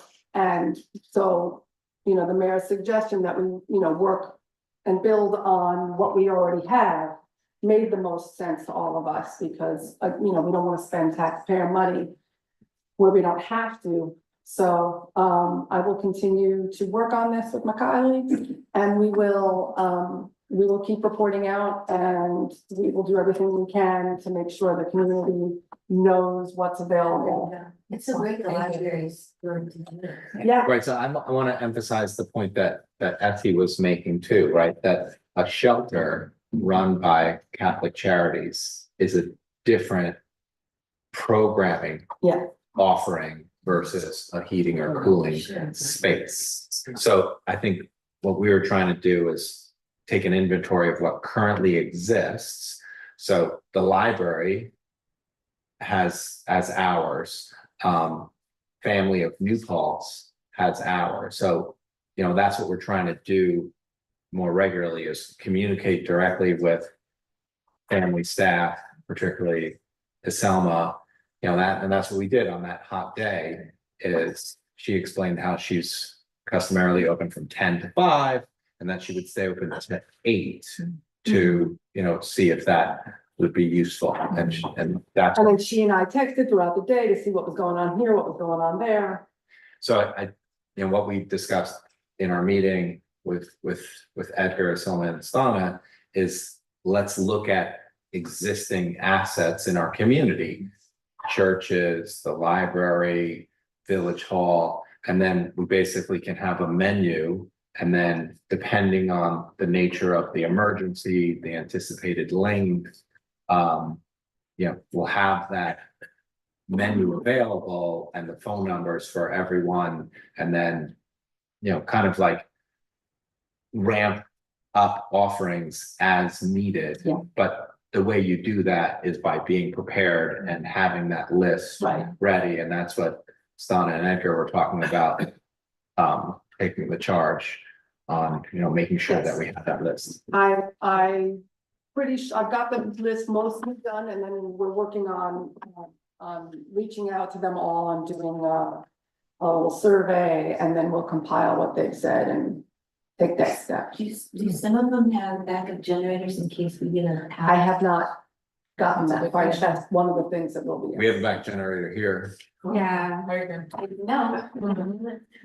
I'm always down here, you know, to volunteer after hours if there's Wi-Fi, which there is if I have my phone, so, yeah. And, you know, we're gonna get people trained up, and, you know, there's different levels for the different things, heating and cooling versus shelter. And we'll get as much as we can for our constituents and the public. Okay. We don't want anybody to suffer. Any other comments from our board before we move on? Just a quick question. Is there a source, maybe the county's put together some needs assessment on, you know, how many people might need cooling, or who might need heating at a time like from your experience?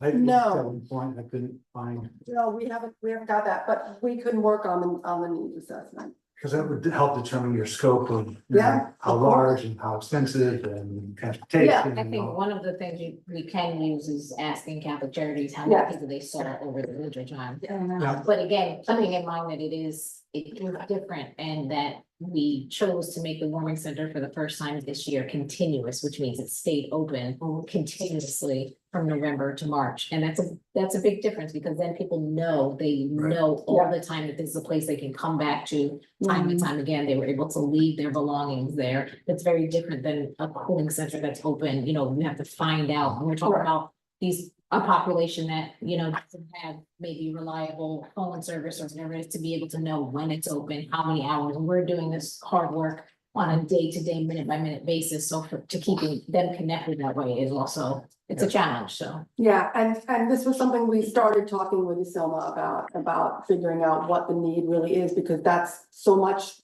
she has so much knowledge about this particular community and our needs, that's where we were starting with as far as needs. Sounds great.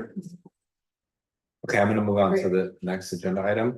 So, we have this, curious, system where there's the Ulster County Transportation Council and the town and the village share a seat. So the way it works is the mayor goes one year, the supervisor goes another year, and then we're often each other's proxies. I wanted to offer, because what I was thinking of doing to provide the village with some flexibility is we hired Mike Baden as our Director of Planning, Zoning and Code Enforcement. And he was the town supervisor. He was a regular attendee at this meeting, and you know, he enjoys working closely with Dennis Doyle and Brian Slack. So I think it's just a great opportunity for the village to kind of lean on Mike a little bit. So I was gonna ask our board that we use Mike as our proxy, and then I was gonna offer that to you guys too.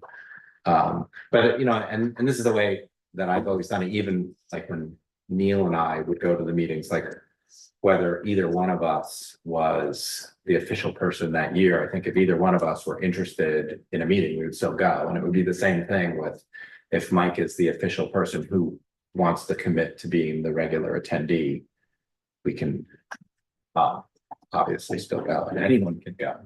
It's a public meeting. But I was just gonna ask our board just that we officially designate Mike as our proxy. And Same thing offered. Yeah, that's my motion. Second. All in favor? Aye. If you guys want to use Mike shared service for free. So I just realized I was supposed to be doing this. I hadn't really gotten into it that much, so I mean, it's a great offer, but maybe there's somebody in my who wants to also be part of it. Totally. Okay, then I'm gonna move on to the next agenda item. So, you know, we had this earlier conversation about and I wanna, you know, publicly thank Edgar for his response. I thought it was heartfelt and authentic, and Thank you for that. And there are copies here. You know, we live in an incredibly challenging time. I think the fact that we are all faced with trying to wrap our heads around the violence and you know what the entire world is witnessing, you know, across the globe, particularly in Israel and Gaza and the Ukraine. You know, these are really challenging times, but you know, this is what we've done historically as a species. But it's really been challenging for us in our community when you know, our deputy mayor does whatever and then gets called out, and we're being asked, you know, really inappropriate things in my mind, like asking for, you know, the village board to take an action to consider encouraging the mayor to, or the deputy mayor to resign. Like I'm an enormous proponent of like, that's such an inappropriate response. I feel like as elected officials, the only entity or group of people that could ask any of us to resign are voters.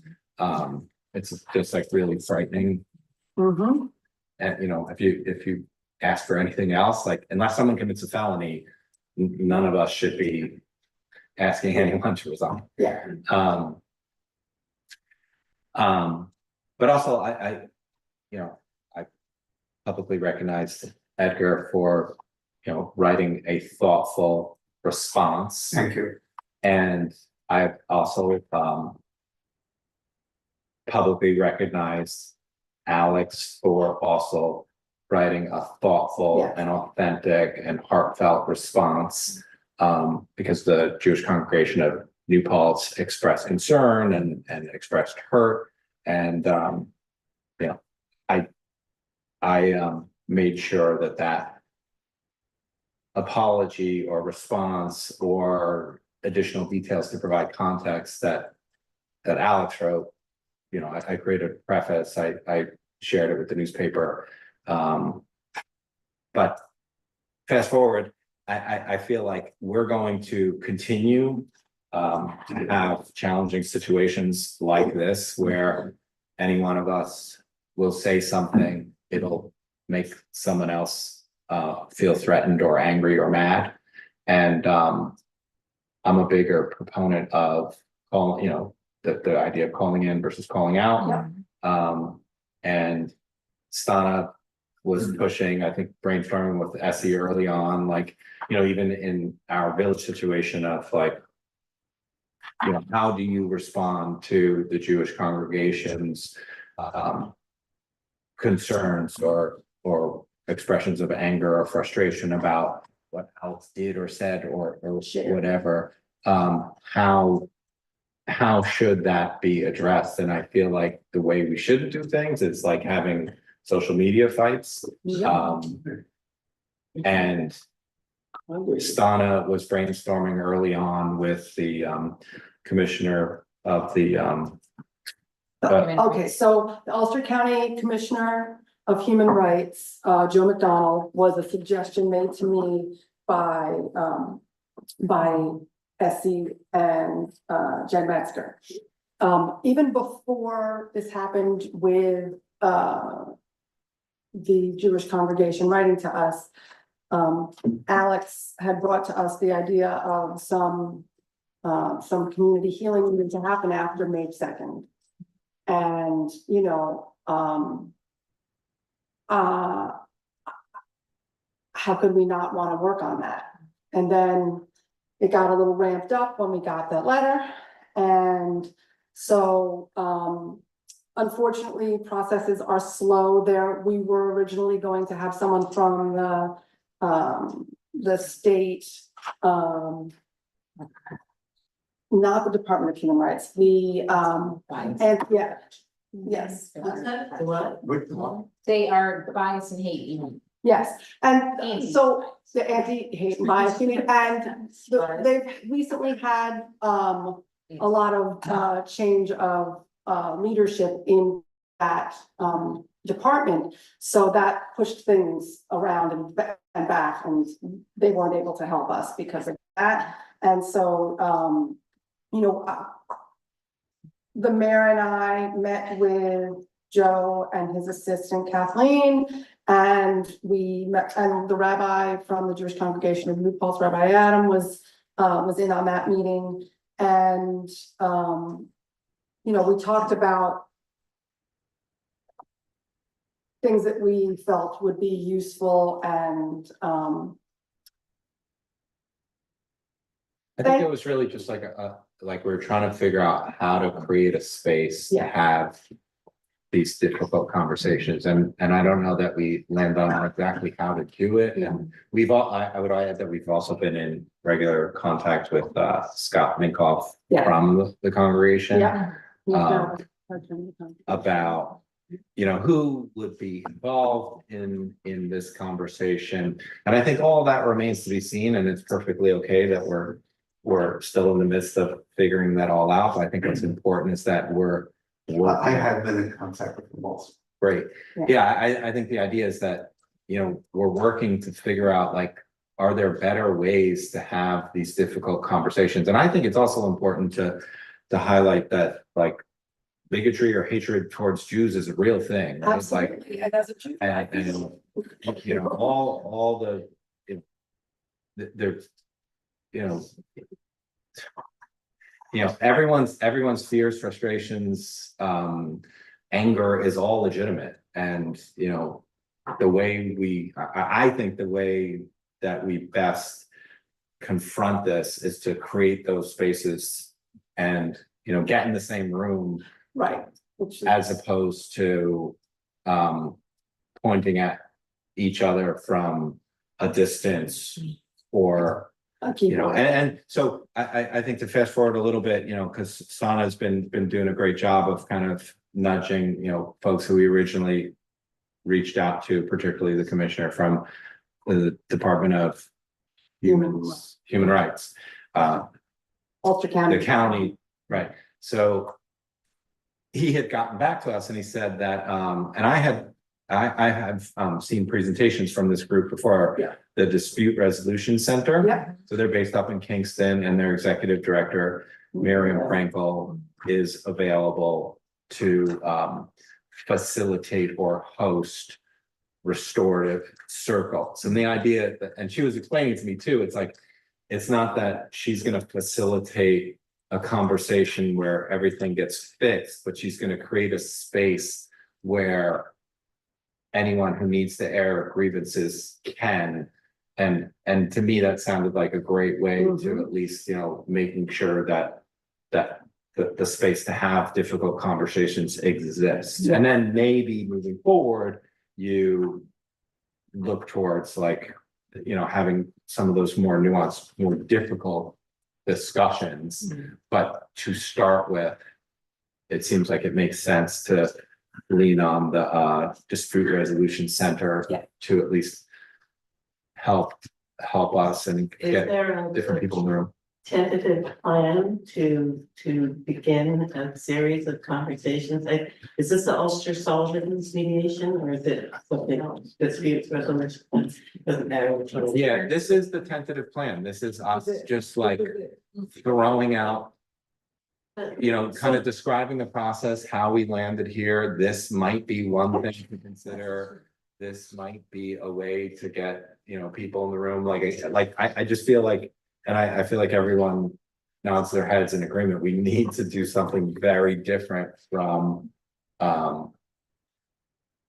you know, arguing on social media. To help you get there. Well, That sounds like the right. answer. So I'm going to be talking with them a little bit more and continuing to reach out to folks to see who we can pull in for this. And I will report out once we get more going. If you'd like, I can have one of you work with me on it, or I can just, you know, let you know where we're at. I like, oh, sorry. Go ahead. I like the idea, just like one thing to pull out what Tim was just saying, you know, like making sure like some of these spaces, you know, like there's a well-known open invite for the whole community. Because I think, you know, there's just so many layers of so many different traumas that we're all carrying with us. And it's really coming out right now. Yes. In really big ways. And, you know, like May 2nd was like the largest mass arrest in the entire country. And, you know, I'm very concerned about, you know, when students return and everyone's expected to just carry on. Like I said a couple of meetings ago, just carry on like nothing happened. And that's like another layer to those generational traumas that we're all carrying with us. So I'd really like to, you know, get the ball rolling maybe before then, make sure people maybe who maybe haven't been part of online vitriol or writing letters to the editor about their feelings and stuff, you know, I want to make sure that those folks also feel that they're welcome to come and air their grievances and just be in the room too. Yeah, well, we've gotta, I need to talk to Miriam a little bit, and we've gotta work on a little bit more what people are willing to do and be a part of. And there was some concern in our conversation when we were talking about using the person from the state, that it can get too big and then nothing really, yeah, you don't get a whole lot of resolution. So, you know, we start with one and it's not gonna be only one and we gotta see how we can have it be, the most productive possible. I certainly would like as many people as possible to take part, but I don't know that we're gonna get everybody in one room without it becoming a little cray-cray. So, you know, the most important thing, as the mayor was saying, is that everyone's feelings are valid and that we're all, like, I see it from different perspectives, from different, you know, things, and really the goal here is to make sure everyone feels heard and to see ideally if we can find a way to disagree without hurting each other. That was something that we talked, and we also talked about the difference between being unsafe versus uncomfortable, thank you. You know, so like, you know, I was made to feel very uncomfortable at times, but I didn't feel unsafe. I mean, I did. It depends on what we're talking about. In any case, But they can be different. but they are different. You can go from uncomfortable. And yes, and you can sit with your discomfort and like concentrate what's making you feel uncomfortable here. And again, the most important thing is that we're not reading sound bites in the paper or online and not getting the full perspective and seeing the nuance, which is very difficult at the moment in our world, unfortunately. I'd like to make a comment. Not knowing that these efforts are really going on, I really didn't have knowledge of this. In my statement, I'll just read one sentence. After the event of May the 4th, I've been working with Jewish community leaders, many of whom I respect enormously, to both self-reflect and do some restorative work. Yes, you did, and I appreciate that very much. And so, you know, we will make this happen, hopefully, and that I mean, I would like as many people to take part as possible, but again, we gotta do it in a way that doesn't become unruly and there can be some forward movement. So we have our Office of Community Wellness, Mhm. we have kind of the 3-prong thing, and trauma is one of them. So conflict resolution, not so much, but perhaps things to be done. I really appreciate you mentioning that. That was on my radar to reach out to Phoenix as well. Awesome. Okay, Thank you. thank you. Thank you. Yes. That's good. So you guys, you want to move Yeah. forward with your town business agenda? Is this stuff that's gonna require much conversation, or what are you guys anticipating? It's gonna require a 5-minute break for everybody. 2 minutes. Okay, Or that speaking with them, yeah. do you wanna, Okay. Brad, do you wanna hit mute on the? We'll be right back. We have a commercial break. Yeah. That's not the hydrate.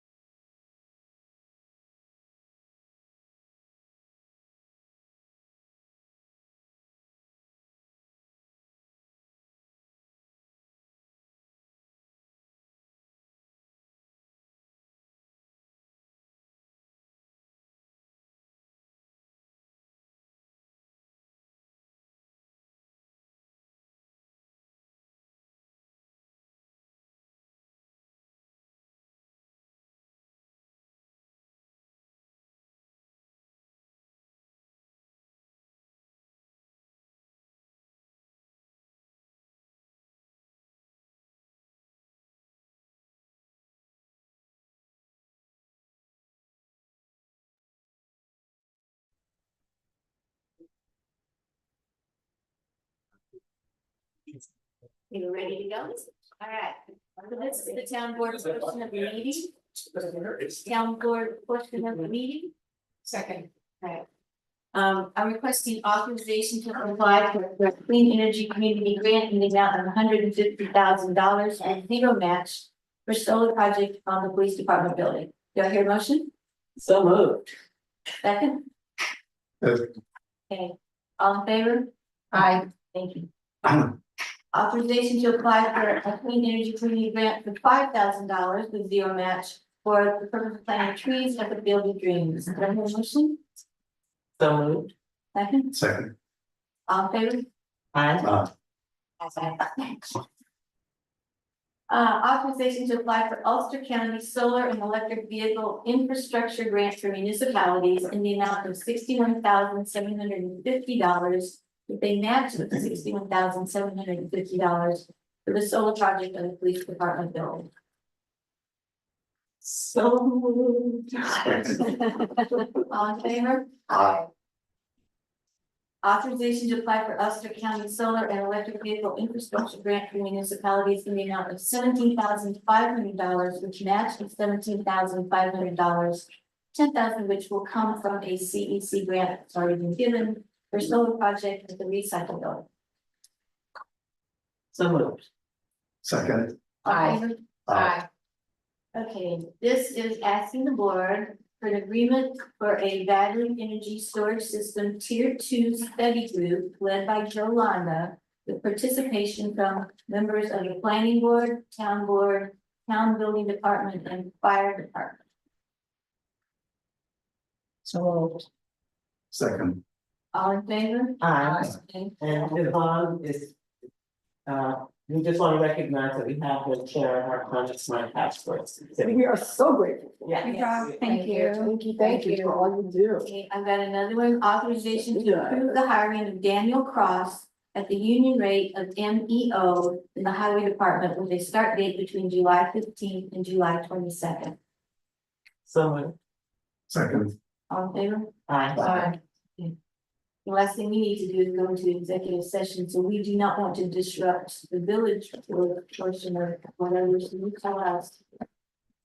You guys are gonna go into the building department and then you're gonna come out and take your action? Mhm. Okay, Now, you can go ahead if you, I mean, you don't have to wait for us. yeah, we're gonna do our own. Okay. So we already moved the consent agenda. I'm gonna start with the community development block grant application. I'm gonna move A through C, so this is a type 1 action. It doesn't require any additional follow-up, but this is all just related to us applying for money for our sewer system upgrades. I second that. Any discussion? All in favor? Aye. Aye. And then at our last meeting, we went ahead and moved forward with our change to the affordable housing law. So this is the one where we're going to change the law by adding an additional provision. So the new language will say applicants who propose a qualifying development under this chapter are required to set aside at least 10% of the total units for affordable housing for developments of 20 or fewer total units. For developments of 21 or more total units, there shall be at least 15% set aside for affordable units. So we had previously discussed whether we wanted to consider a change to income eligibility, so that was removed. But we, for all intents and purposes, haven't made any changes to what we were originally proposed, that we originally set a public hearing on regarding this law. So all that we're doing is, and we approved this law at the last meeting, and we put this on the agenda for this evening just to share with the public that Brad, our project manager, is working with Nicole in our clerk's office to make sure that all i's are dotted and everything is moving forward regarding having this law adopted and approved by the Department of State. So we're not actually taking any action this evening. It's really just kind of a triple check to make sure that our board, our staff, and the community was aware of where we've been and where we're going. Okay, so the next item is the is also related to an update. So last year we applied for funding to help us come up with a plan at our sewer plant. How can we make it more resilient? How can we also look at the mechanicals that are currently there and consider some upgrades? So we've been brainstorming for some time with our engineer, Dennis Larios, and we received this grant award, and we wanted to move forward with plans to articulate what we could consider in terms of creating a new plan for our sewer plant. And this is just on the agenda really as a reminder to our staff and to the community that, you know, we're taking next steps and communicating with the Environmental Facilities Corporation. And the fourth item on the business agenda, and I believe that we agreed to this, we are awaiting final review and agreement before signing. So I don't think that we took action. So this is just also on here as a placeholder, right? There's no, our board agreed to the easements. And we communicated that with the developers at 137 and 145 North Chestnut Street. So again, we just have to dot some i's on those agreements before the village and the developers sign. And the fifth item is a retro. So the Ulster County Dem women met upstairs in our former public conference room, and we're just making those spaces available to community groups. You know, we can't host public meetings up there, but if community groups disclose to whoever they're inviting that these are not, you know, they're only accessible via stairs, you know, that they can do that as private groups. And we've had this discussion many times in the past. Personally, I think this is, you know, it's like our attorneys always want us to ask groups for insurance for events or meetings. I feel that when it's a community group that's meeting in conference room type spaces, it's reasonable to not require them to also provide an insurance certificate. We have liability insurance, and we would be covered if a member of our community was you know, faced with an unfortunate situation. But I would like to just go ahead and, you know, for the Ulster County Democratic women, anytime they want to meet in our upstairs conference room, that we will, you know, waive their need to provide an insurance certificate. I'll second that, or I'll third it.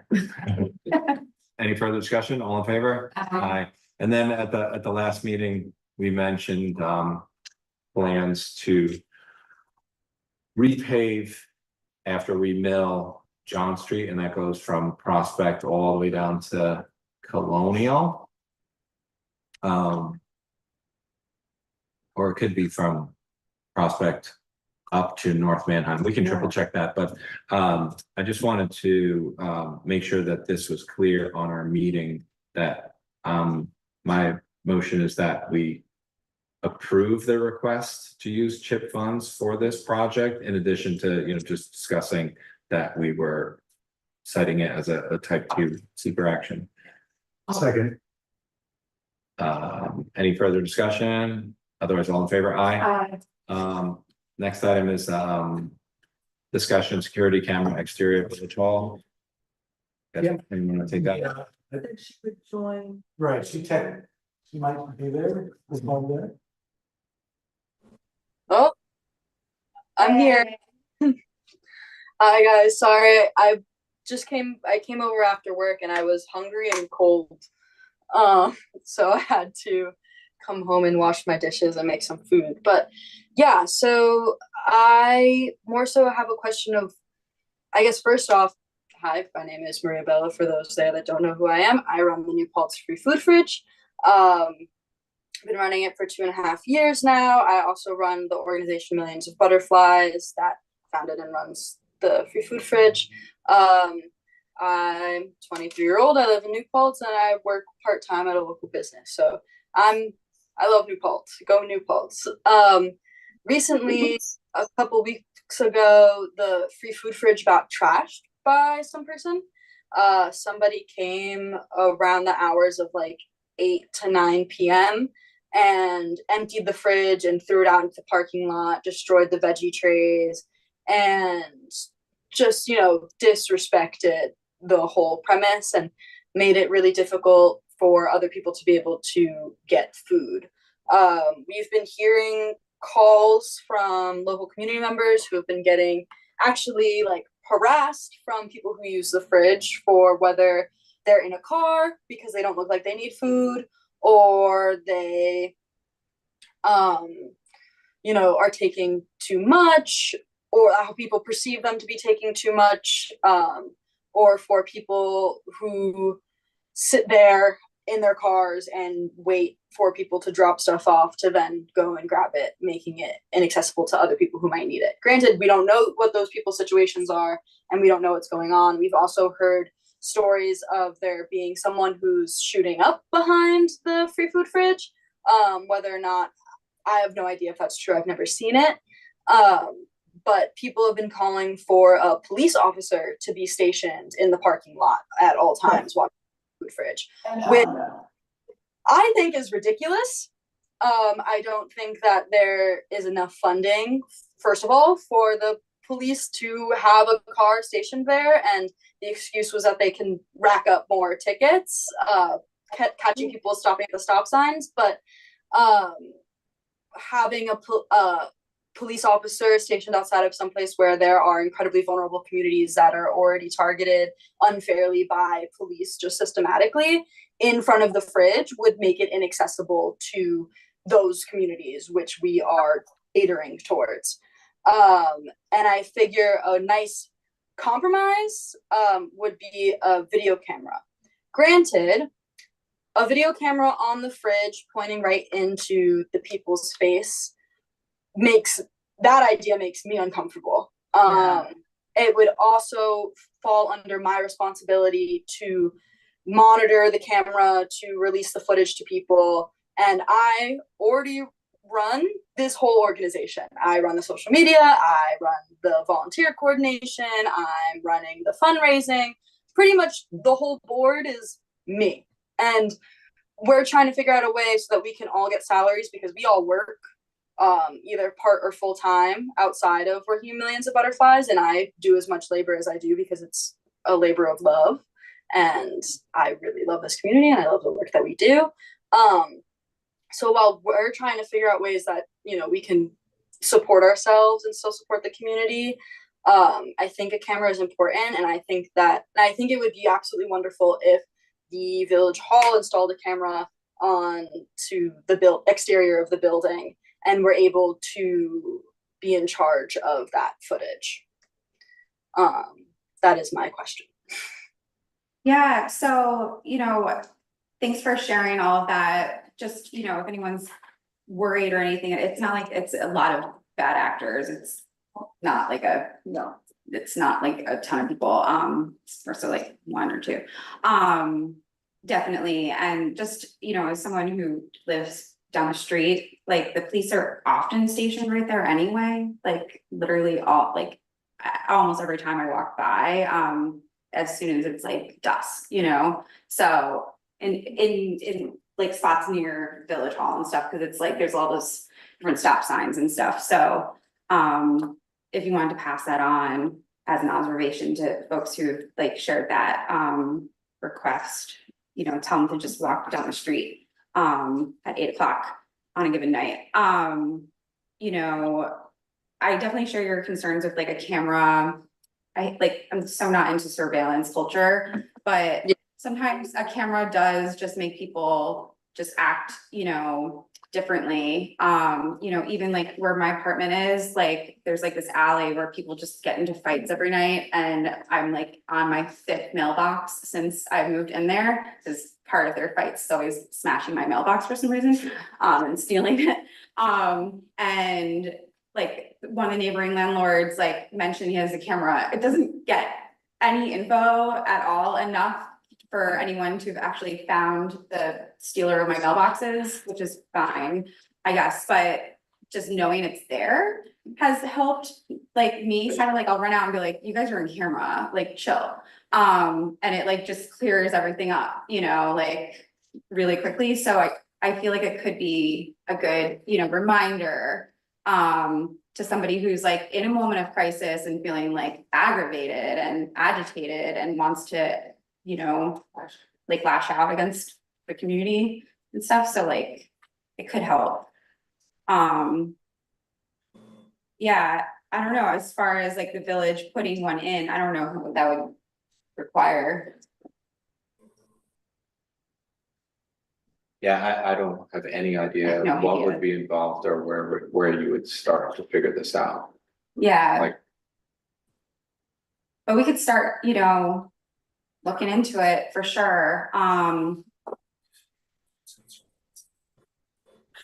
Yeah, actually, like a motion sensor of a light sometimes could make a big difference too. It's well lit though there. And we do have a motion sensor light. I mean, I might need to get a better one, because it doesn't always do its job. But yeah, I mean, today, even when I walked out to go to my car, I found that the our little volunteer shed, someone broke the lock and stole all of our cleaning supplies. So I don't know, even if there was no camera, or like, yeah, I even just posted like, you're on film, that might be an option too.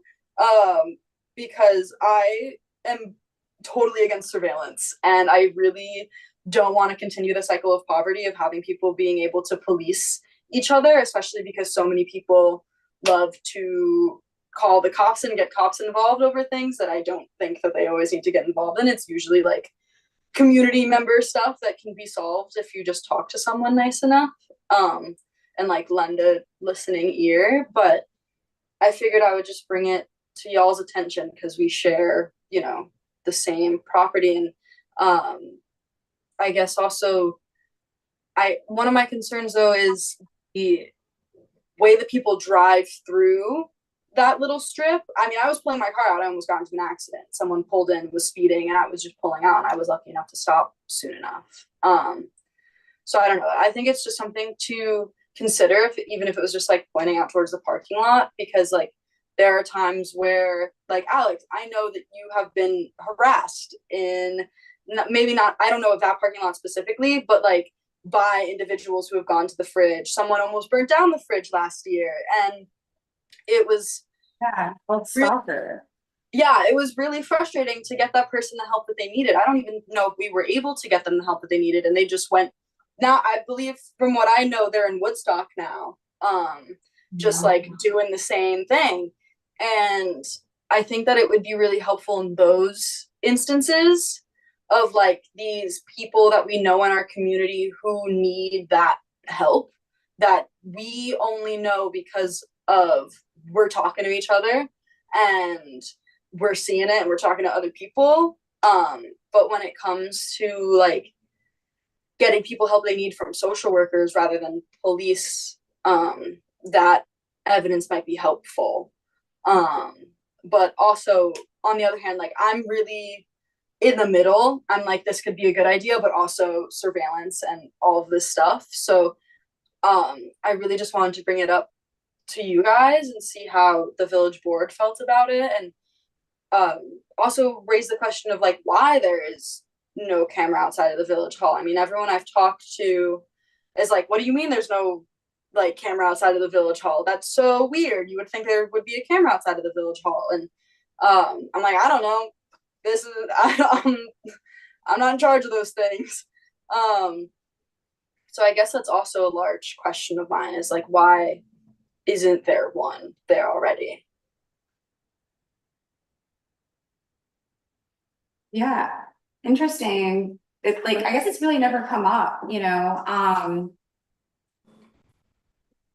it's also interesting though, if a lot of this stuff is like, people always tend to sign off, like on like what they just did wrong, like to a community resource too, like, it's not like there's any mystery too, so. For the most part, so I don't know what like a camera would actually do, other than create like a layer of some sort of work for some entity. I don't know what that would look like. I think maybe the motion censored, I've been meaning to text you this. I think the motion censored lights, because it's so bright there already, I think they don't pick up, like, I think that's the issue. It's kind of like, yeah, that's an issue. Maybe like an interim thing while like we start to like look into what, like I'll reach out to some friends, in other parts of the state that are involved with different free food fridges and stuff, and be like, how do you guys deal with it, and see, what a camera would look like, on this property and stuff. Maybe in the meantime, a note that says, smile, you're on camera. Yeah, that's what I was thinking. I mean, I have to go to Lowe's anyways tomorrow to go replace the stuff that was taken from the volunteer shed. So they have those ready and on deck too. So, and I went to a vintage something or like garage sale or something, and they were like, smile, you're on camera, don't steal anything. And I looked around, I was like, there are no cameras here. But okay, thank you. That's enough fear for me not to steal anything. So not that I was going to steal anything.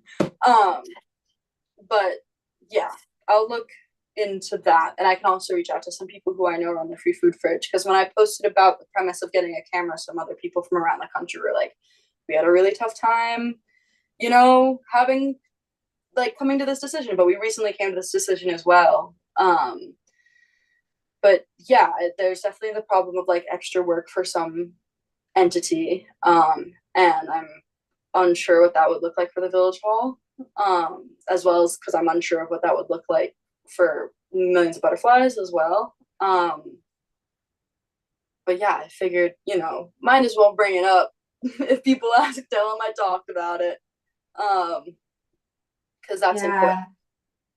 The cleaning supply part too, like I'm just making a mental note, so when I look back at the video, like, look up, like, where can people who need that resource get access to cleaning supplies? Because maybe honestly, putting a big note up about that would be clutch, because yeah, I'll buy everyone a gallon of white vinegar. It works. Like, yeah, it does work. Yeah, I mean, there's also, side note, aside from the camera, I think that it would be really awesome if we got one of those clothing donation bins there, and made it like a pickup site. But that's a note for another day, because people just love to drop off immense amounts of clothes there, and it's so frustrating. But that's a note for another day. I think that would be really awesome, because that would also provide a really easy community resource for people to donate their clothes, because they don't always want to bring it to Salvo. And the only other clothing donation bin I know is behind Tops. And I think that there's one by there's one at the Church of the Nazarene across from Ulster Brothers on 32, that's administered by the Compulsive Program. Yeah. But that's also like pretty out of town. If you're on foot, that's not the easiest. Yeah. It's awesome to look into that list though, and maybe like make sure to share that info in addition to continuing to share out, like, don't leave your stuff here unless it's food. Yeah. Well, I've been doing that, and then people tear down those posters, which is just like, guys, come on. But it's all part of like running a community resource. So you're gonna deal with people who disagree with you. But it's, part of the work. So I figured I would just bring it up, and let you guys know what's happening, give you an update. Other than that, everything's going well there. People are really enjoying the resource. It's been stocked, and we've been getting CSA shares, and there's been a lot of fresh, free veggies from places like Fiddlehead Farm and Philly's Bridge farm. And other than that, it's just been, you know, rocking on. And the fact that we've gone, oh, you guys are frozen. Okay, there you go. 2.5 years with, you know, only one person trashing in, and, you know, it only really costing about $40 and repairs, what is pretty fantastic. And I think that the location of it being at the Village Hall and just people caring about it so much, and the vigilance of our Facebook community page has really helped protect it. But yeah, so I'll definitely get some signs. Let's keep chewing on these ideas. Yeah. So Bella, just a question, whether it's a camera that your organization would have or the village would have, doesn't it have the same impact that you addressed in terms of people being shy about coming to the fridge? Well, if it was the village, it wouldn't be on the structure of the fridge. If it was on the structure of the fridge, I would be nervous about people coming and feeling shy about going. If it was a video camera, let's say, posted above the accessible entrance, like the wheelchair entrance, it would still be pointed towards the fridge, but mostly towards the parking lot. And the door from the pantry when you open it would block part of your view, so people don't see what you're getting, and so people still have that anonymity that we love and is a huge part of why the free food fridge is the way that it is, available to them.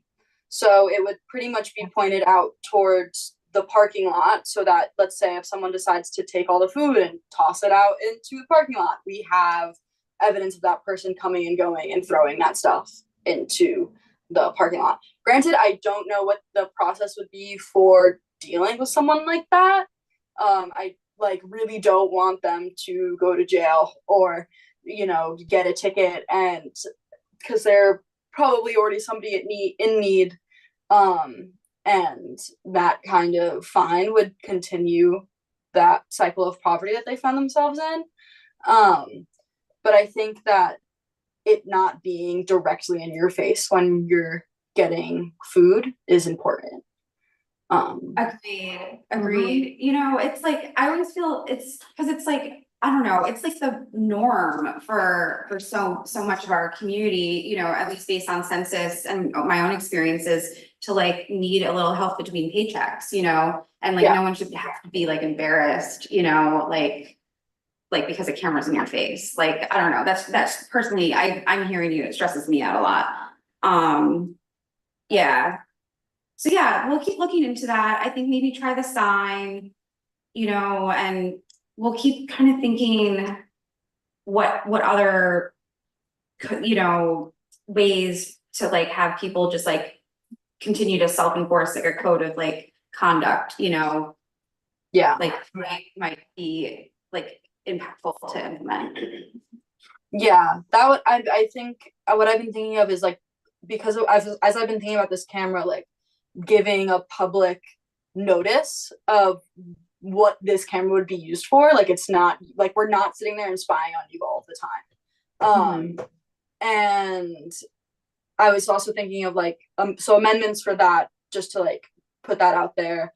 But also to just for the fridge of like how you should act when you come to the fridge. And one of the things that we're working on as I'm trying to find the time off of work, is just like a genuine deep clean day, but also redoing the cork board and getting rid of the chalkboard. I already bought the replacement for it to make it a suggestion box. But making like putting up something with like, donate this, don't donate this, here's how you should be acting here, like this is a judgment-free zone, do not police what people take and do not take.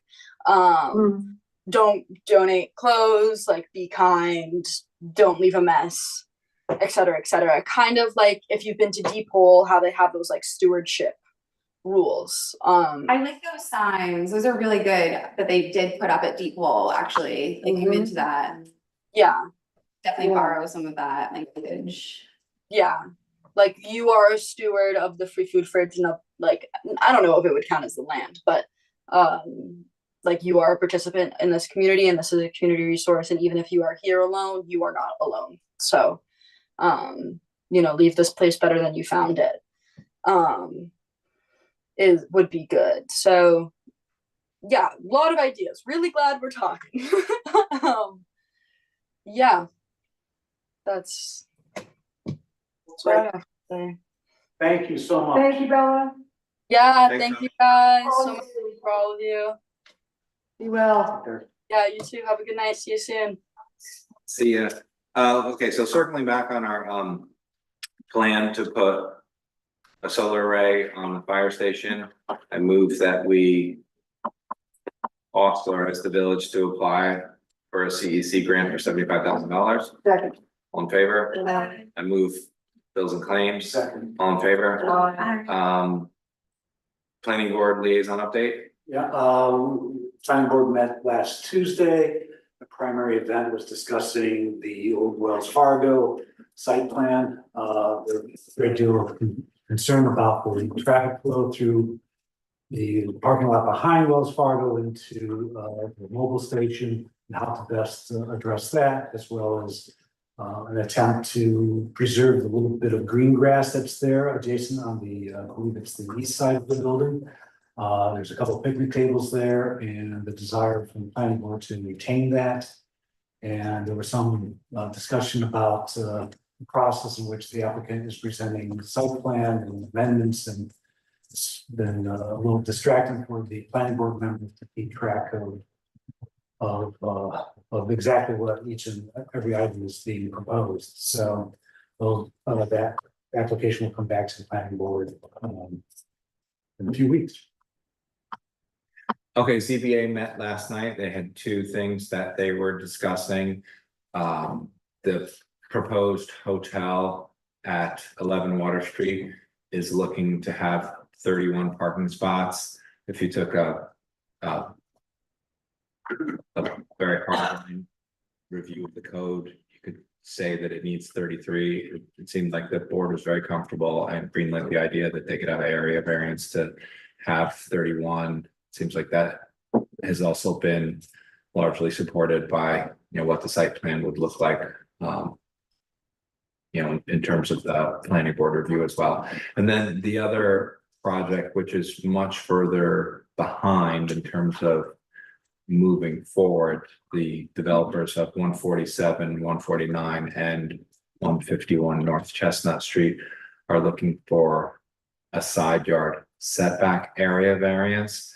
And part of that has to do with the way the NBR zoning regulations are written. They're a little clumsy. Our director of planning and zoning and code enforcement is looking at making some suggestions to our village board to update some of that language. So that in the future, if a developer was looking to do this side yard question might be easier to figure out. So just those two projects were discussed and considered at the ZBA. I don't have anything else. I think we can probably go ahead and motion to adjourn our portion of the village board agenda, and then the town board is still going to come out and take an action, but it's going to be a town agenda item. I don't think we have anything to do with what they're discussing in executive session. I second the adjournment. No, great. So you can probably hit pause again, Brad, and just wait for our team board colleagues.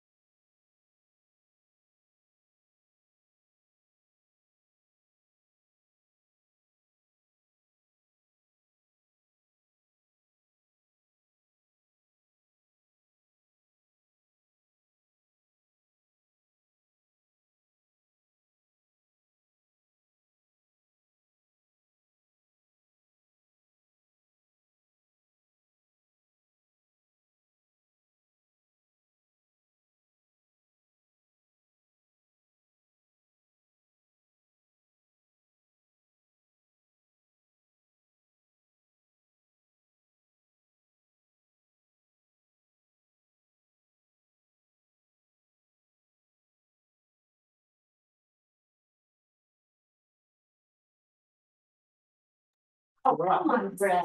Okay, you're back now, Emma, sorry. Okay. I move to come out of the executive session, Second. on favor, we would like to, We went to discuss.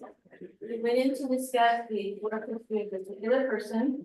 And we are taking the action that we have agreed to pay Alex Bear $3,114 for her work from May 6th to May the end of the week, 3 weeks. Okay. All right, we And have a motion to adjourn. Is that it? So moved.